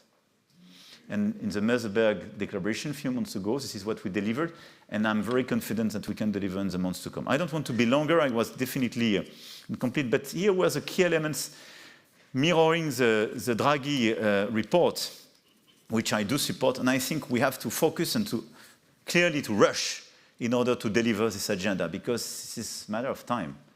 And we have to be very efficient if we want to have clearly an efficient Europe able to deliver more growth for preparing the future and investing on the key pillars I mentioned and preserving its social model. Thank you for your attention.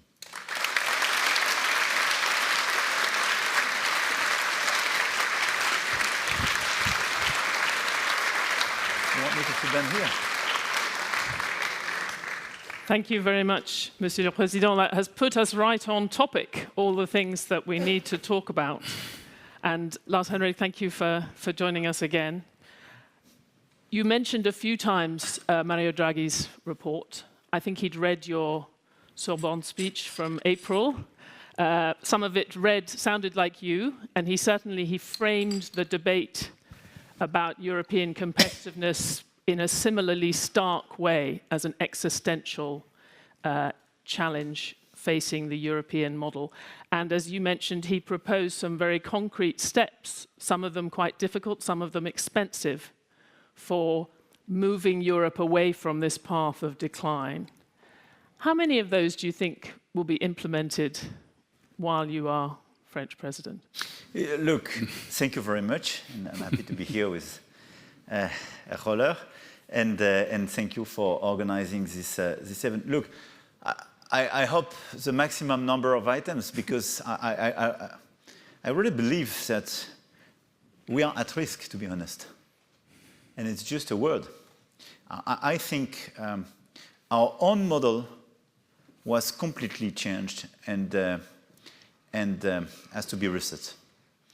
And when you look at the European model, largely based, by the way, on the strengths of Germany during the past decade, we were based on exports and a big part of the key industry, car-making industry, to China.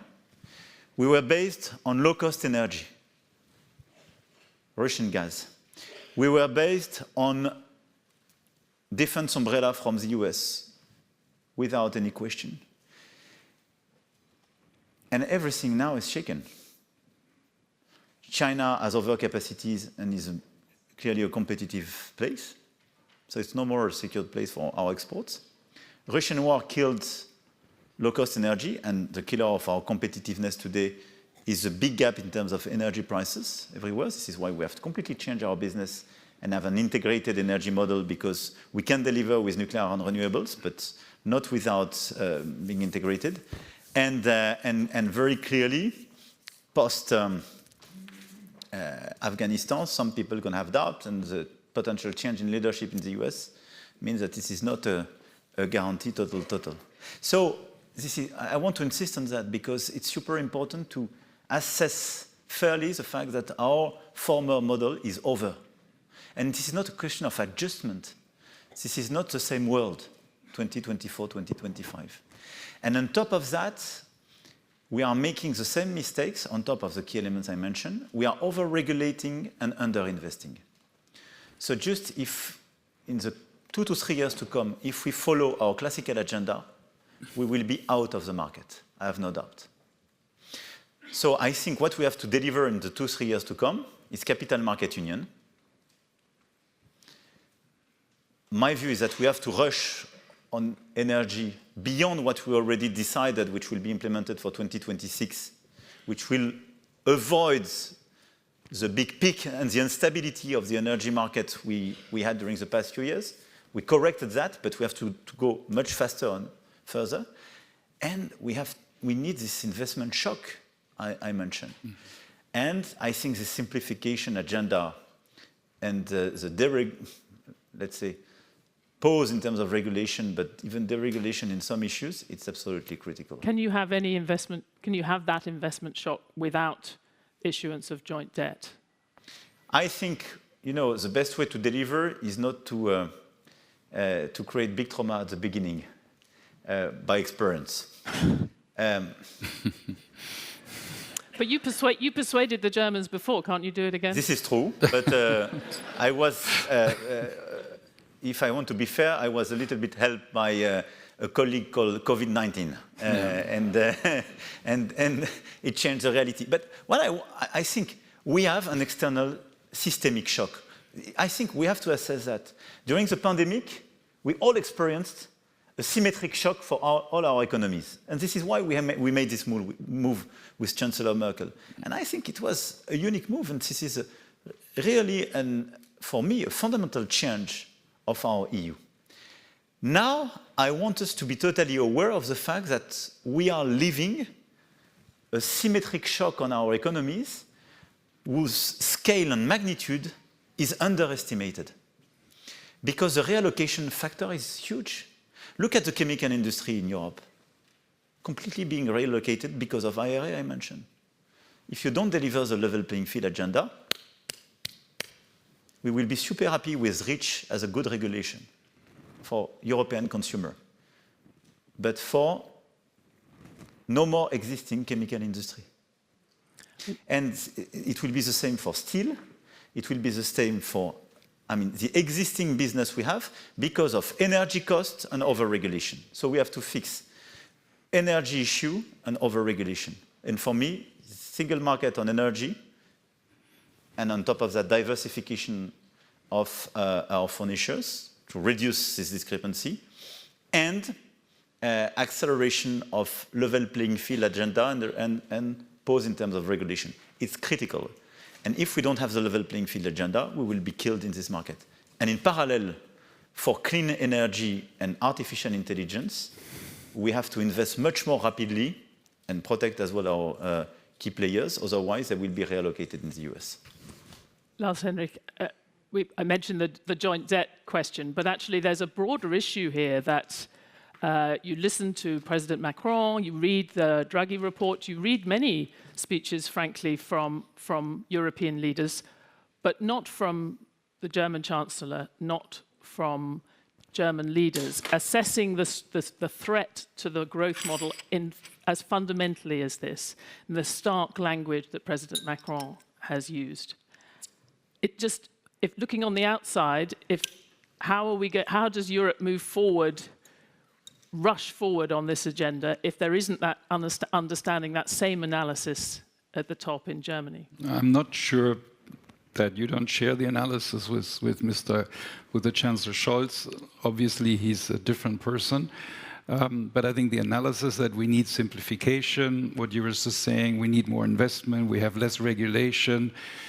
I think that is something which the Chancellor also says. And I think that's a fundamental issue. I think capital market union, as I said, is an important step. But in the end, and he has been a remarkable European. I remember when you first came, you're actually a Sherpa for a while, if I may say that. You were both Sherpas together, right? Yeah, but he has moved on a lot since then. I don't think you should feel bad. I think it's okay. And of course, there's a reason why he's moved on. And so he came on stage and he said, "We want Europe," and you give your speech. And there was a debate whether Germany was responding appropriate to the young French president who was doing that. But I think he was always this good European, and I think we're very lucky to have him actually as a European. Also, if you think about the latest developments in your country, if I may say so, Mr. President, and also in our country. And I think the ultimate problem always in the end, and you alluded to that in the previous round on AI, the Justice 2 or the European industrial policy, is that there's still no European answer to many of these things. And if, an industrial policy on deregulation, and Draghi report makes that point. And is Europe really ready to give more power? You always also talked a lot about the governance of Europe and the way we are organized with Commission and Council and very powerful national leaders. And that is a fundamental issue, which I think makes it very difficult. But I think this is something which, in the end, is going to be, again, a very important issue. So I think that is something which is... But I think that the Draghi reports on the common debt, this is where I was getting here. I think, if I may say that, and you're closer, of course, than I am, I don't think the problem is not the common debt per se, but I think is that you want to make sure that the money is spent properly and there's no moral hazard with it. We discussed this a long time, many, many times. So I think it requires also certain governance. For example, you think about the defense union. I think if you want common debt on the defense union, you also need competences at the European level, because you have to have the decision power and the debt really hand in hand. So I think the common debt is easier once you give more of the governance also to the European level. But that's really a difficult issue. So I would, and I think this is an ongoing process, but I think what you're saying makes sense. But I think in the end, the big disadvantage of Europe is really, I'd be interested in what you think, is that we really don't have in many of these areas this European vision, which of anybody has actually. He does, yes. But it's not easy in Europe, and even if I may say so, if Germany and France, you said on Capital Market Union in Meseberg, you have a paper, which took us, I think, 10 years or something to get a French and a German position on that. Then the question is also, is the rest of Europe going to fall in line? That's also an interesting question because they're getting more competent and more confident as well. So the leadership of Germany and France is very, very important. I think it's the only way actually to move Europe forward. I think that's also your view. But are the others then also in the future more likely to fall in line in terms of moving Europe forward? Those are... Can we move on, just speak in, because maybe it took 10 years to have Franco-German agreement on that, but we've only got a few days to have Franco-German agreement on the tariffs on Chinese electrical vehicles, and you mentioned it in your speech. On this stage a year ago, actually, I spoke to Chancellor Scholz, who said he didn't want to see a trade war with China. Mm-hmm. He didn't like tariffs. His minister earlier said something quite similar. But there is a vote on whether those tariffs go through on Friday. So can I just ask, do you think that will pass, that the EU governments will confirm those tariffs? I don't know before the vote. I can tell you that I do support the European Commission on that. Because what are we speaking about? Electrical vehicles on the European market. And what is the reality? You have the European car makers, they go to the market, and by the way, we use our taxpayers' money to subsidize the consumer to buy these cars. And they have to compete with some car makers producing in China with an existing advantage, but it's part of the offshoring production because they produce in much lower cost condition. But on top of that, they benefit from subsidies from the Chinese government. This is a bias for your market. I think this is, the question is, which model do you choose? Do you want to be a consumer or a producer? And now this is the dilemma we have. 20 years ago, for solar panels, we decided to kill our markets. And we had the same dilemma. We did choose. We killed our industry. We had an existing industry. We killed it. And we deployed solar panels in a lot of places, Chinese ones. So we created a dependency, which could create some problem. We experienced that in COVID time. And we killed the ability to produce on the European soil. It's not a good idea when you need growth and you have to finance such a social model as the one we have. Now the question is, do we want a fair competition or not? I do want a fair competition. So the EU Commission launched precisely a series of studies, exchange with all the car makers, and just correct the level of discrepancies to re-establish the level playing field. So you have something from 9 to 10 for those who are less helped, and I think the range is between 21 and 35% tariffs for these car makers, but with evidence and figures which were exchanged with the car makers and will be exchanged with the Chinese industry. We already have retaliation, by the way. I can speak with a clear view because it's on cognac. Nothing to deal with the cars. And I can tell you that cognac was never helped by the French government. So, which means this is a pure retaliation. But this is a matter of credibility for our market. And I insist on that.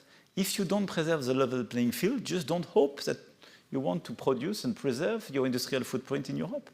You spoke to Chancellor Scholz earlier. I think we disagree on that. Did you make progress? Unfortunately, you didn't even have any advisors in the room, and the reporters were unable. There's no chance of us finding out. So I promised I'd ask you. I do respect all the positions and the sensitivity of the market.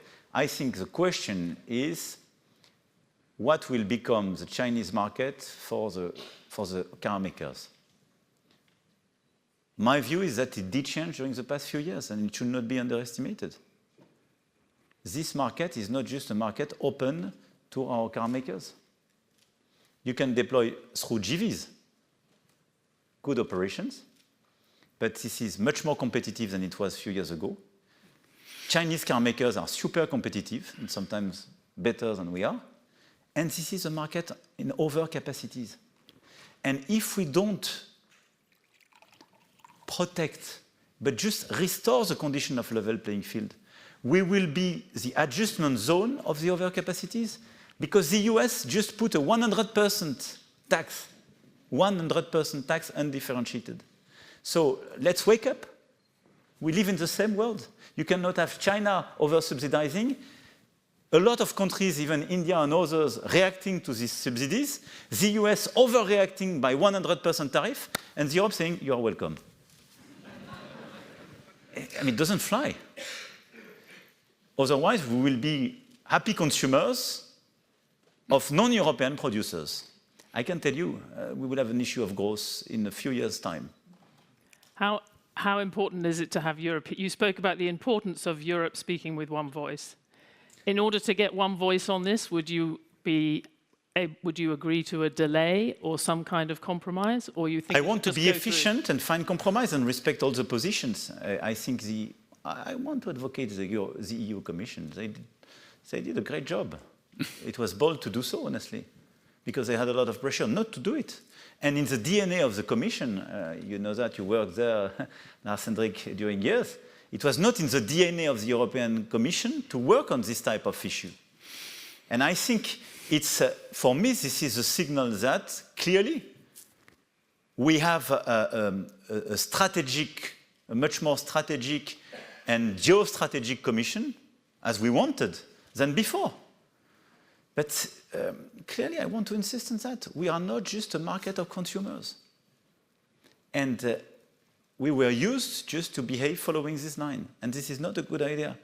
And we will have exactly the same issue on steel industry. I believe that on steel industry we are much more aligned with the Chancellor and Germany. I'm sure that on Capital Market Union, simplification, we are very much aligned. So I want to insist on the fact that there is a very strong Franco-German alignment.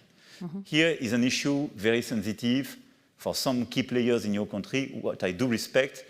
So the work has to be finalized with the European Commission, and I'm optimistic.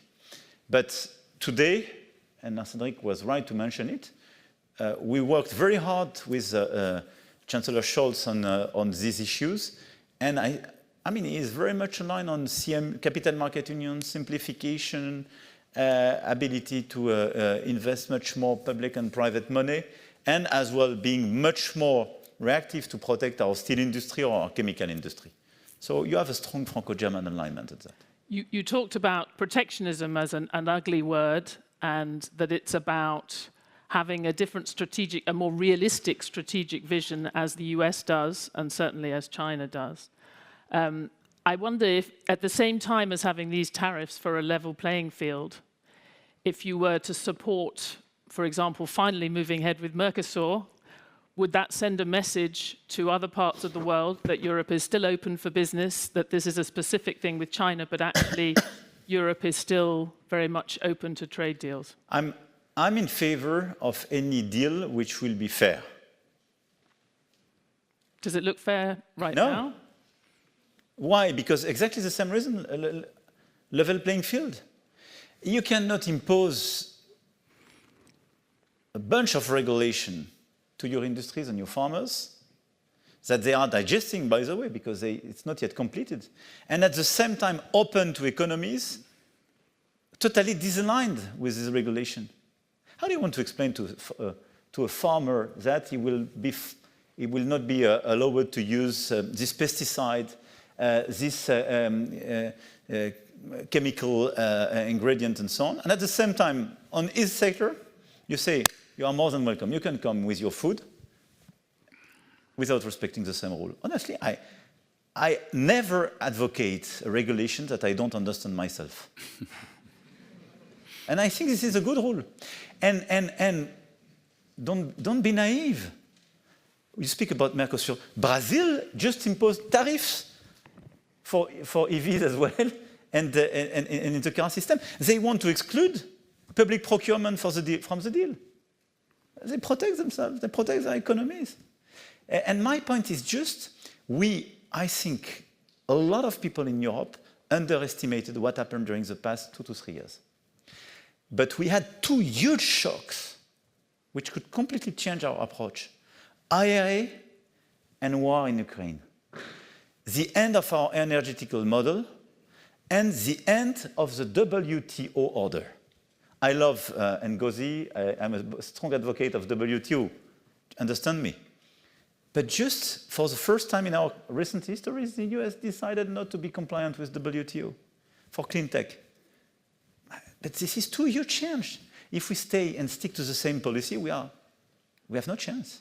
And just look at the reallocation of so many industries, so many parts of our industries. Just to follow up briefly on Mercosur, because after you saw him, I think Chancellor Scholz gave a speech today where he was proposing a sort of Mercosur light, the EU-specific bit of Mercosur, which doesn't involve some of the investment guarantees and things which involve government needing to all agree. So I just wondered, is that something that you would support, or would you be resigned to that happening without you? I'm not sure to perfectly understand. It is the bit of the Mercosur deal that has been negotiated that only involves. I think Lars Henrik will be an expert. You can explain. No, I think he understands. He understands. Well, I can only continue to explain. He's strategically not understanding. I can be very clear. I'm afraid to understand. Well, the truth is, it could happen without you. That's true. No, but I'm in favor. No, it cannot. You know, Sorry. This is a way. All these trade deals have an EU part, EU-only part, and then they have something, usually investment, which is national. That has to be approved by all national governments. Yes. And if you split this and just do the EU part, it only has to be ratified by the European Council. But of course, France is in the European Council, and without France, it's not going to be ratified. So if he doesn't agree, it won't happen. Why is your Chancellor suggesting today that you just move ahead with the Because EU, then at knowing least that you don't President pass Macron feels this way? Well, he still has to work with France, obviously, even if it's EU only, but he will avoid going through all the national parliaments. But you know that. Yeah, I'm in favor. We negotiated and even ratified a lot of trade deals during the past few years. I mean, CETA with Canada, with Chile, New Zealand, and some others. And these ones are good examples of those where we integrated the climate change issue. Because Paris Agreement, if you implement it, and this is what we decided to do, and I think we are right, is sustainable if you use the fact that you have, we don't use our capacity to put pressure on our partners, given the fact that we are a market of more than 400 million consumers. But if you decide to push your producers to make a move to be compliant with Paris Agreement, which I do support, we have to do two things at the same time, not just constraints with milestones and new regulation. You have to invest to help them, companies or households, and to make the change acceptable and to preserve precisely part of their competitiveness. And at the same time, you have to use that to make it a strategic instrument of your industrial policy. Otherwise, you have always to choose between climate sovereignty and industry. You can reconcile them if you are ready to use it as a bargaining power. Don't you think that countries are interested to have better access to the European market? For sure. It's an instrument to create incentives for them to be compliant and have the same level of regulation than we have on these key issues. Otherwise, I can tell you, in the years to come, you will have a majority to stop with the climate change agenda, and people will dismantle the carbon neutrality agenda. For sure. Because it is not compatible. And I'm sorry to say that, but in Mercosur, it seems you have Argentina. When I hear the president, I have good relation with President Milei. But I don't hear somebody who is totally convinced by the climate agenda and wants to deliver. Matter of fact.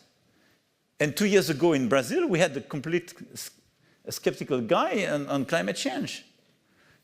This is matter of fact. So I'm totally in favor of trade. I think we live in an open world. It provided a lot of growth during decades in our economy. I think it's part of the change of our own DNA. Just wake up. Both US and China, they do protect their market. They do subsidize their economy. They do invest much more than we do, both public and private innovation. So we have to adapt ourselves. One of the big features of your presidency in the first few years, President Macron, was that strength at home gave you strength in Europe. You made decisive reforms, in employment, many other things. You got the fiscal house in order, and that gave you the power to push things through. I think many people here will be looking at what has happened in the last few months in France, the fragility of the new government under Monsieur Barnier, and wondering whether you still have that capacity to push through change. Do you worry that it was a mistake to call that election?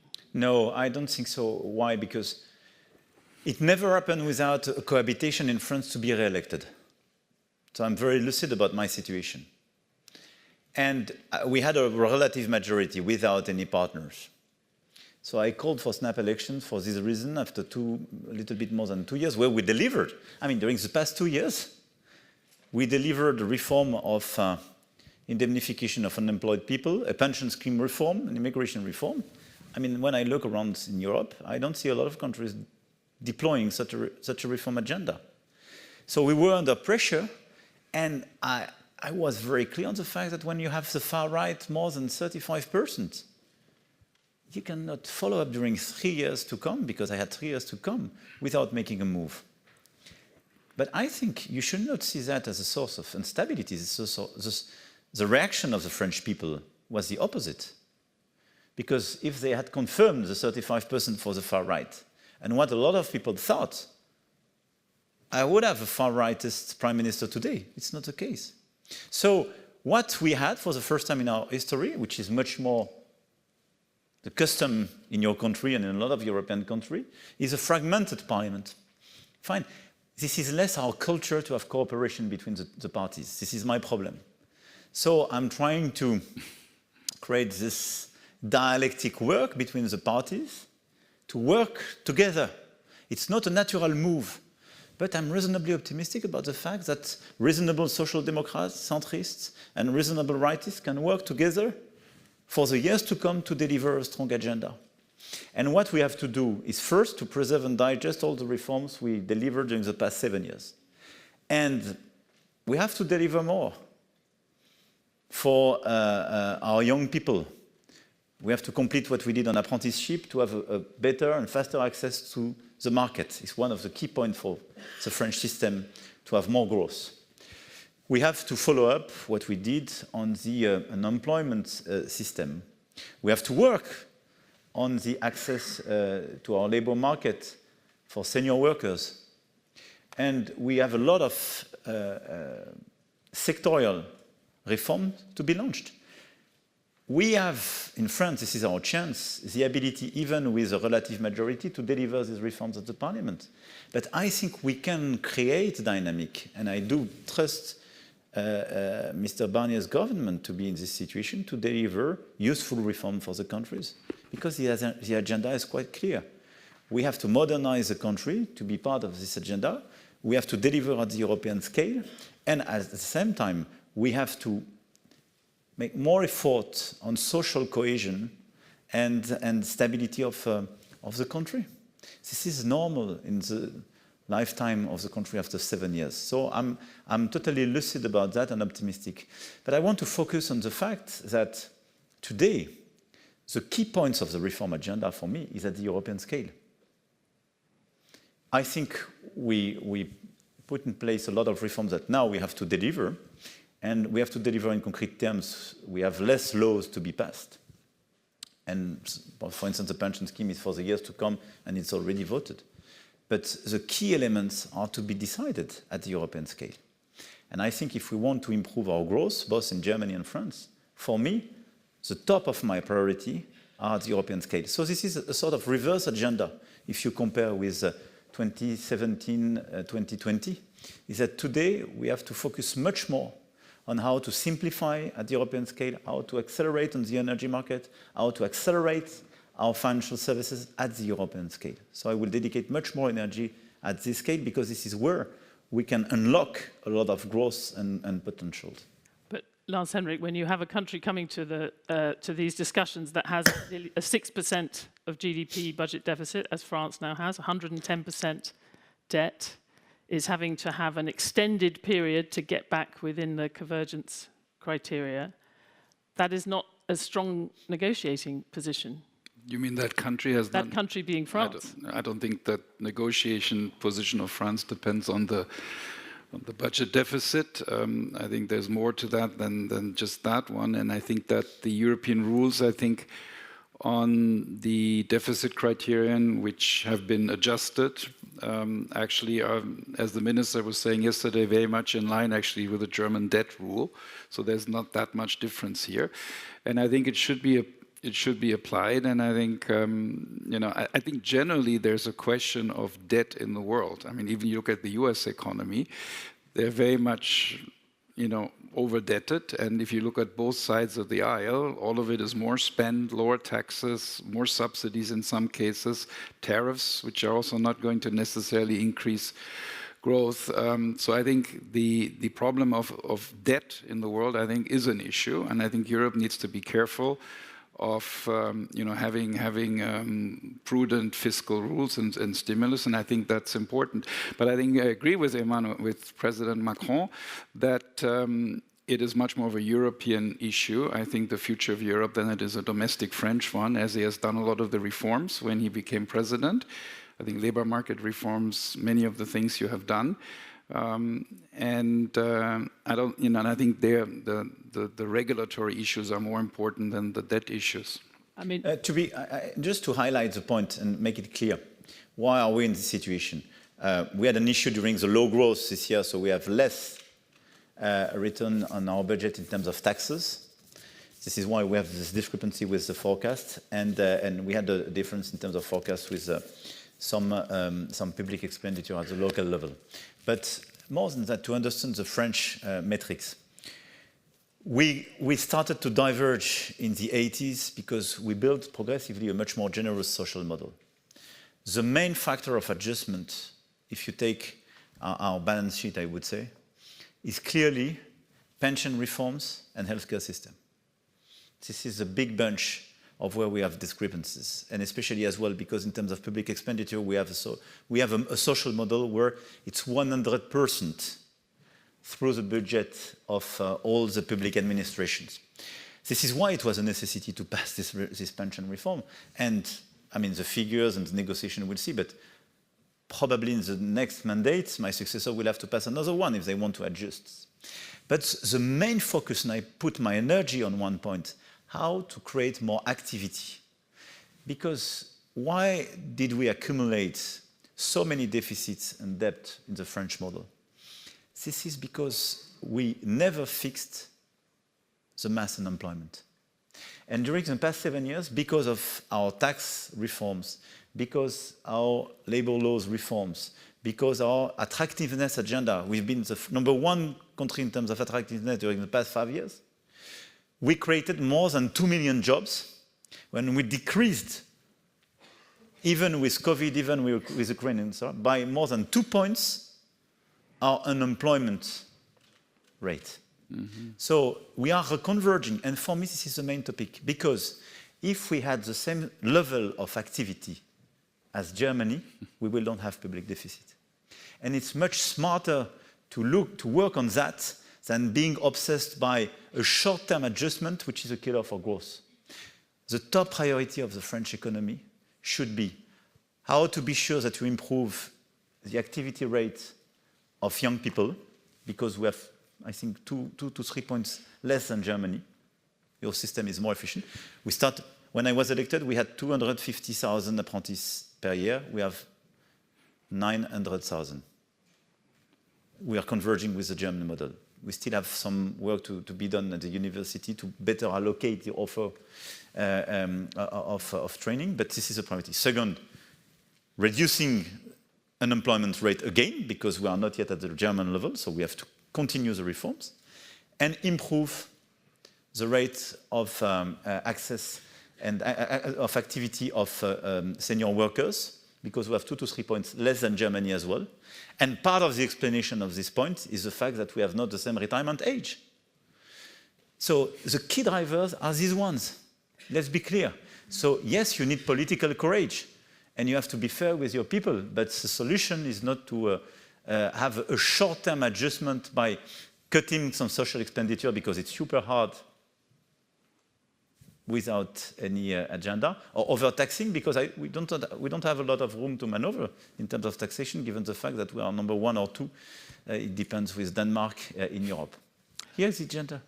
I mean, the cuts that are being proposed, we heard them a little bit today, that just for next year, to make Monsieur Barnier's numbers add up, we have a squeezing of the deficit by 60 billion euros exactly next year, some of which would be taxes on wealthy individuals and big businesses. Are any higher taxes that you would support? They will discuss that. I think having an exceptional taxation on corporate is something which is well understood by large companies, if this is for 1 year, given the level of effort which should be made. But it should be limited, and we don't have to forget, I mean, we have not to forget the reality of our economy, the reality of our competitiveness and our position. Just take an OECD comparison. We are #1 or 2 in terms of taxation. We are not in the best tier in terms of level of activity and how working participation or hours to be worked per year. So this is what we have to improve, let's be clear. But as you say, the most important things that you can do for the long term is the reforms like the pension reform. That is another reason why people worry. They look at the cost of the uncertainty of the last few months, and you say that the far-right threat has been contained with this new arrangement, but Marine Le Pen wants to reverse that pension reform, and tomorrow she could call a confidence vote and probably bring down the government over that. So do you think that there will be opposition, will be an effort to overturn the pension reform? I think when you look at the figures and you are sincere with people, all the reasonable parties will look at the fact that this pension reform and these key metrics has to be preserved. And we have a structure with all our unions, and this structure now is very clear and issued figures that it was a necessity to do so. And after a dissolution, you cannot change the parliament during at least 1 year time. But what I want to tell you is that first,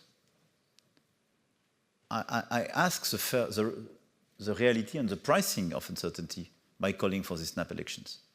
If I did not ask for this election, I could be in front of you and you would tell me, okay, you cannot go you cannot go for election in 2.5 years.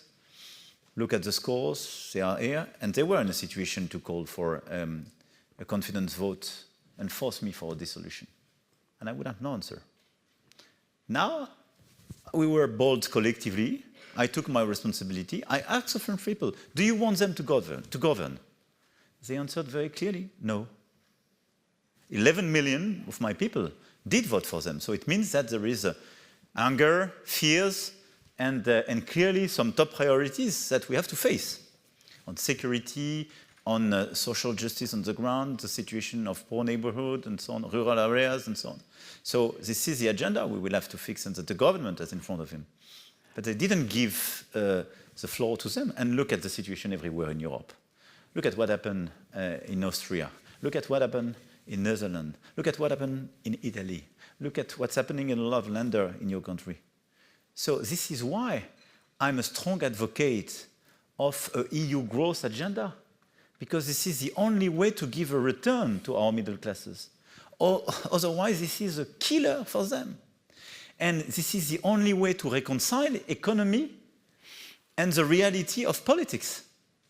But don't you think that having farmers to which you ask for reforms and efforts, and at the same time you explain, I will welcome the soya bean coming from Mercosur, is the best way to kill the far right? I can tell you for my country, not at all. And at the end of the day, do you think what is the priority today for all of us? Delivering growth and political stability, meaning fixing this anxiety of our societies and convincing reasonable people in our middle classes not to go to the extremes. But let's be clear, didn't we deliver collectively good policies for our middle classes?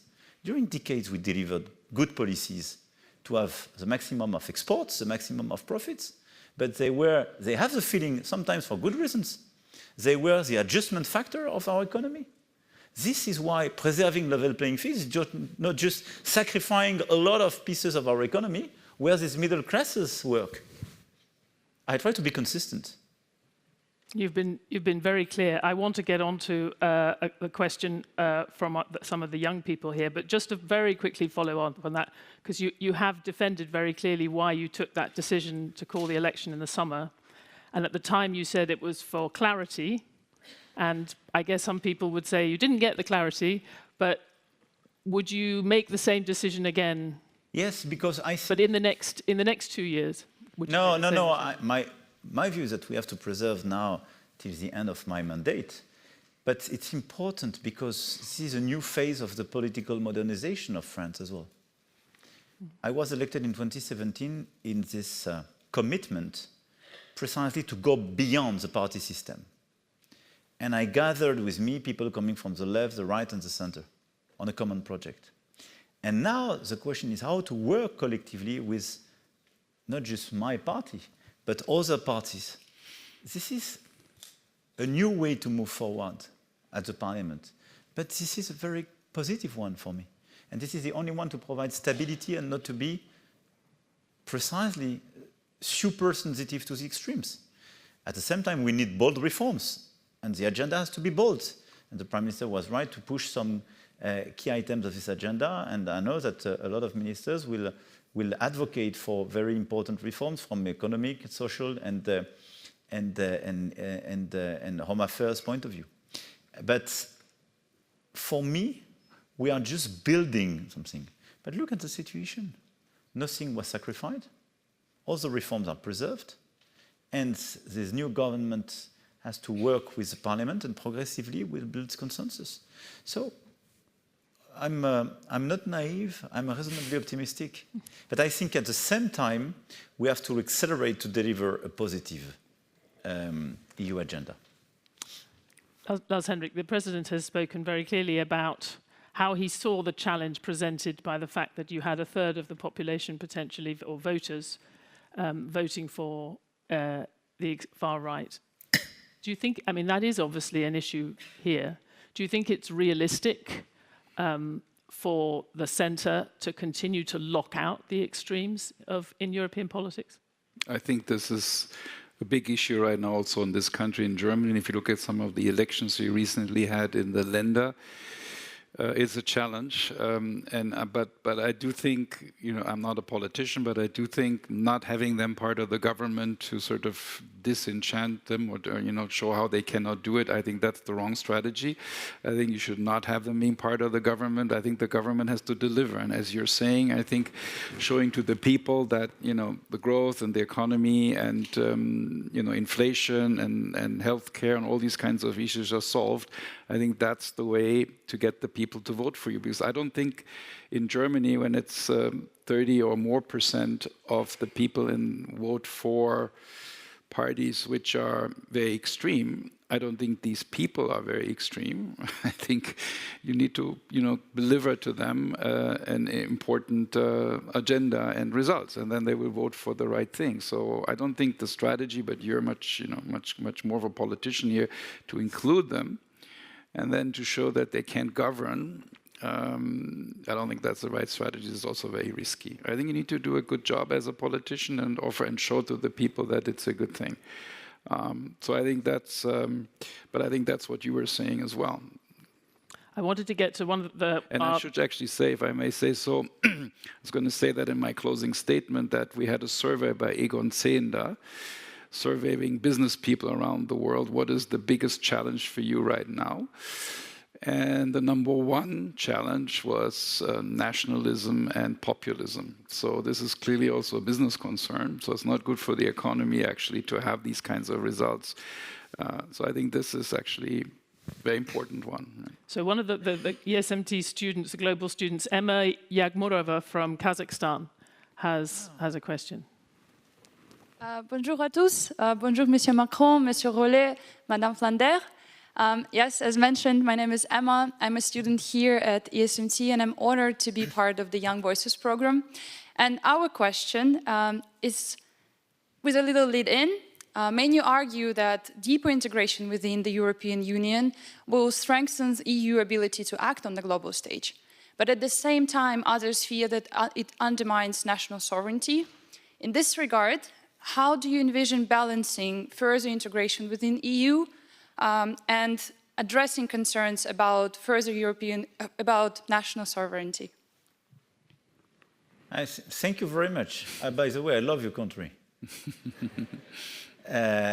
Look, I think there is a way to move forward, and this dilemma is very well known, and I think is right. But I think we have to deepen the single market, and we have as well to increase subsidiarity. And this is a way to address this dilemma. When I say we have to deepen single markets, energy, for instance, telecom operators, and financial services, if you clearly deepen the single market, because on these 3 sectors you don't have an actual single market. It was out of the initial perspective. If you build a single market, at the same time, if you alleviate as well the burdens and the overregulation on healthcare and some other industry, there is almost no impact on normal people, because you just force people to adopt the same regulation. It's a lot of noise, work, an hour-full session for a lot of technicians and the industry everywhere in Europe. But there is no impact on the normal life. What makes people crazy with Europe and integration is when just you bother households on their normal life. When you, which is true, but this is a well-known anecdote, but when you force an olive oil producer to be compliant with such a regulation, and when you force to stop this just geographical indication in this part of Italy or France to be compliant with this rule, when you force the hunter in one place not to do it there, but you allow the other one. I mean, this feeling, which is the resentment of some part of our population, to be blocked, disrespected in their way of life by leaders and by Europe, is due to the fact that there is a sort of unadapted approach. We go too much in the nitty-gritty. So for me, we have to stop over-regulating all the details of this way of life and focus on the big issues we have. We have much bigger issues than all this regulation. We did it for good reasons, but now we have to stop and digest. It went too far from a lot of these people. And I can tell you, because I do agree with what you said on the reasons of the far-right vote and nationalism, as you mentioned. Sometimes it's about very tiny things. Just they are fed up with this over-regulation and because they are hurt in their day-to-day life. But it's totally compliant with deepening single market in the critical areas because there is no impact on them. So my point is, let's focus on the big issues. Let's deepen single market on energy, telco, financial services. Let's create an actual single market on AI and hydrogen. It's a super agenda for the years to come. It's already an immense agenda. And let's stop regulating on the nitty-gritty and on the daily life for households. And we will calm down the resentment and the feeling, nurturing nationalism, and we will deliver concrete results. Mr. President, I want to take you right back. The final question, we've run out of time, but from where we started, which was the sense of urgency you had in your remarks, that you felt everybody in Europe should feel about the challenges facing the European growth model. And as you know, often in Europe, it's a moment of crisis. It's when politicians are looking over the ledge that they actually have done things, whether it's the global financial crisis or, as you mentioned, COVID, the invasion of Ukraine. All of those things have forced change. As an economist, I would think that the fact that the EU could be 40% smaller than the US in 20 years' time if it carries on like this is a bit of a crisis, but it's a slow-moving one. Will it take an outside force to force this kind of change? And I wonder in that context, would the return of Donald Trump as president help you get some of this done? Look, I think it could have consequences of the defense and security part of the agenda. For sure. Good consequences. Consequences. But I think we should be, honestly, I don't want to speculate on the US elections. My point more than that is that US is a very strong partner. This is a very important ally. But whoever will be elected and whatever the administration is, I think we have to be lucid on our situation. Europe is no more the top priority of the US. The US top priority is US, which is normal and fair. The second top priority is China. And for the rest, it depends on the moment. They are super loyal and reliable partner on Ukraine. Will it last? I don't know. But let's be clear, at the same time, in Afghanistan, we didn't have the call before. And in the AUKUS deal in Australia, I didn't have the call before. But it's not a reproach. I try to be lucid. The EU is not the priority of the US. And this is why part of the wake-up call period of time we are living, and part of what we have to completely reshape, is our defense and security strategy. We are part of NATO, no discussion. We are a strong ally of the US, no discussion. But we have to de-risk our model from the US agenda. This is why we have to invest much more for ourselves. We have to create much more European solutions. We have to preserve much more our financing for European solutions. This is a top priority. But what you said is very important. And this is why I try to be vocal. And we moved under the pressure of crisis when they were perceived by our fellow citizens. The financial crisis and the COVID crisis. You are all here, business leaders, political leaders, intellectual leaders. Our responsibility, your responsibility, our collective responsibility is to explain our fellow citizens that this is a symmetric shock for Europe. They don't see now the results and the consequences. But our responsibility is to preempt the situation and to act now. Otherwise, it will be a rescue plan in 5 to 10 years' time. It will be awkward. And we know the situation. The figures are clear, the trends are very clear. So our responsibility as leaders is precisely to say, okay, we feel the pressure. And for me, Europe can make smart move when we have symmetric shock. During the financial crisis, don't overestimate, we did react, but we didn't take automatically all the right decisions because it was an asymmetric shock. And we fixed this crisis much more slowly than the US because we were precisely divided between North and South. It was a weakness. It was before banking union and such a level of integration. But it was an asymmetric shock, meaning we didn't have the same interest. Today we can have in the nitty-gritty some different interests. You are much more invested in car-making business, fine, which creates this kind of discrepancy.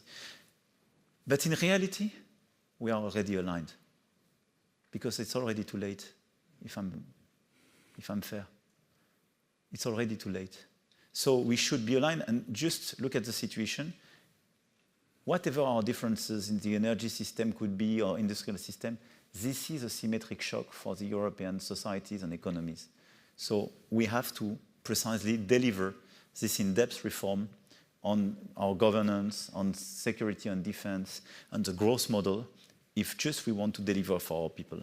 And this is the best way, by the way, to help all the countries precisely to limit and get rid of the extremes, because they are just held by the resentment of people and the lack of collective efficiency.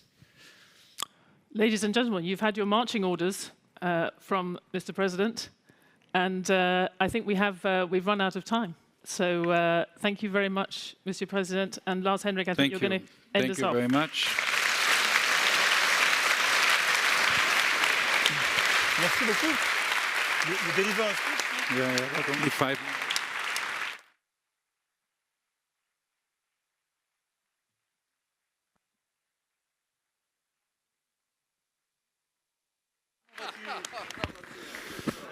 J'écoute son speech. Please stay seated for the closing remarks. Just Thank 10 you. more minutes and then we're done. So please stay seated. Nein, ich mache nur ein Schlussstatement.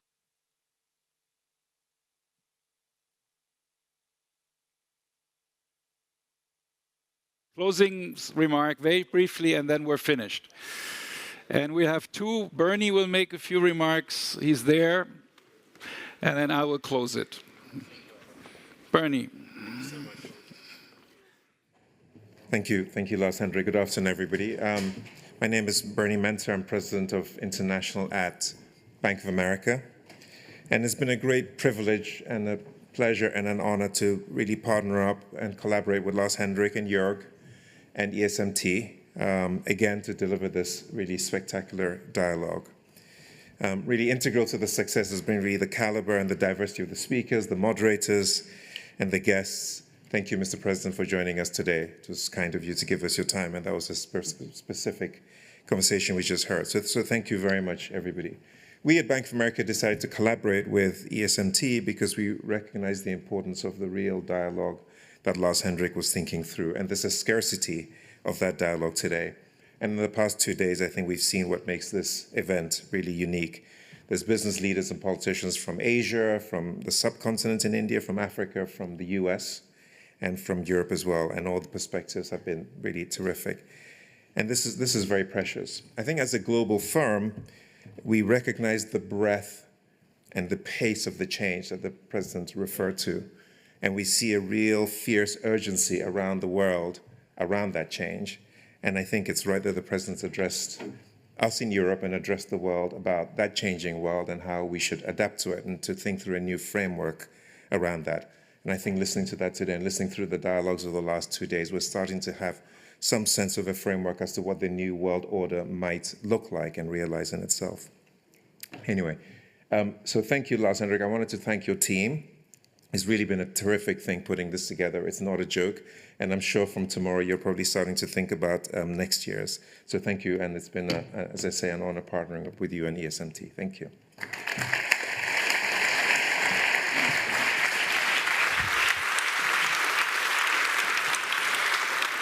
Okay, thank you. Thank you very much. And I will not give a long speech. I want to thank again Emmanuel, and I want to thank Bernie for supporting us. I think it was very interesting what you were saying in terms of Europe. We had a long discussion for 2 days as well, hitting many of the themes you were hitting. And I think one of the themes which I think we were discussing is that the role of geopolitics and how that affects everything. I think it also resonates in your remarks. And what is the role of business in terms of responding to that? And also geopolitics also makes the economics change. So the relative power and relative performance of the world is changing. We have lots of guests here from China, India, Latin America. So I think this was the theme of the conference. And I think there's sort of two solutions which you can do. One is you can try to, as you say, level the playing field, I guess, but also, I think, keep things open. I think for talent and for ideas, I know that you also agree with that. I think that was also important. On trade, we had different views in terms of some of them trying to preserve a little bit the old system and some of them thinking about the new system. But I think in terms of talent and ideas, also a strength also of a democracy, by the way, is this ability to keep things open. I think that was a theme which resonated in the business community, I think, in many places. Also on industrial policy, I'm losing my voice, sorry, after 2 days. In industrial policy, again, we had a discussion on that, which is essentially this tension between, call it level playing field or sovereignty and independence from others. And at the same time, keep in mind the effect it has on others, because the Inflation Reduction Act obviously has an effect also on others. So I think coordinating that is very important. I think your point about having a true is the wrong word, but having more of an EU approach to industrial policy. I know you've been working on that for years in trade, in defense issues and technology issues. You mentioned that also in the AI round, that if we don't do anything, we're on a best way of fragmenting the AI market in Europe. I think having a European approach, thank you very much, having a European approach to industrial policy, I think this is something which is very important. And the final theme, I think, which was there is sort of what is the role of business in all of that. And I think also listening to some people from around the world, there are some countries where business and governments work together very well. Also in this country, there's a debate as to whether we're doing that, Gerhard, very well. We had a session on the first day on this role of nationalism, populism, which I mentioned earlier. What's the role of business? What can they do to basically make that work? So, I think the government has an important role in all of that, but I think business also has to be a player in that and be willing to engage in all of that. And I think this is a theme which also comes out of it. So I think those were some of and we had lots of interesting sessions, but I think one thing was clear, and this is what I want to finish, and that's why I started this Berlin Global Dialogue, because I was in the G20, and I always thought we have global issues, we also have European issues, but like climate is a global issue, that we need to work together and we need dialogue, and we need to talk more about that. And build common ground. The theme of this conference, Emmanuel, Mr. President, was building common ground. So let's work on things where we can agree on. It's a very pragmatic approach, and let's not spend too much time on things where we can't agree on. Sometimes that's difficult, because these things which you can't agree on are very important, but I think it's a pragmatic way forward. let's get the things done which we can work on. So building and not finding, but building, actively shaping common ground. I think that was the important theme. And we're trying to use this conference also to identify important themes where common ground can be identified between business and politics. And we'll send you the results of the conference afterwards. And we'll also continue doing that. I truly believe in that. Global issues, common ground, working together rather than fragmenting, which I think is happening. As you said also, I think if we can add something to that, I think we'll be very happy. And this conference will also do things during the year, and we'll try to push this theme, building common grounds, finding solutions, at the global level. I think this is something very important, knowing very well that you're in a much better position to do this, obviously, than we are, but we can all contribute to that agenda. I think that's very important. So that's the thing. This is what we're going to keep developing. I think it was a very successful second one. It was only the second one that we've done this. So the first one was last year, second one was this year. We'll do this again if Bernie allows. Next year, again, pretty much at the same time. And I'm looking forward to that. I want to also thank my team, and that's Carolyn and Jenny, who are the managing directors. Let's give them all applause.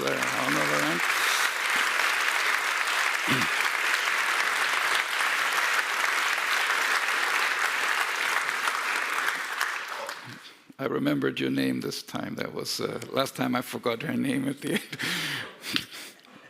And I also thank ESMT and Jörg Rocholl, who is not here right now, for supporting us. This is very nice. So that concludes it. Thank you very much. Have a safe travel back. And we'll see you next year. And now I think we should all sit down and stay seated because the president will leave. And then there's a barbecue outside. Not for you. But for everybody else. Thank you very much. I enjoyed it. And see you next year. Thank you.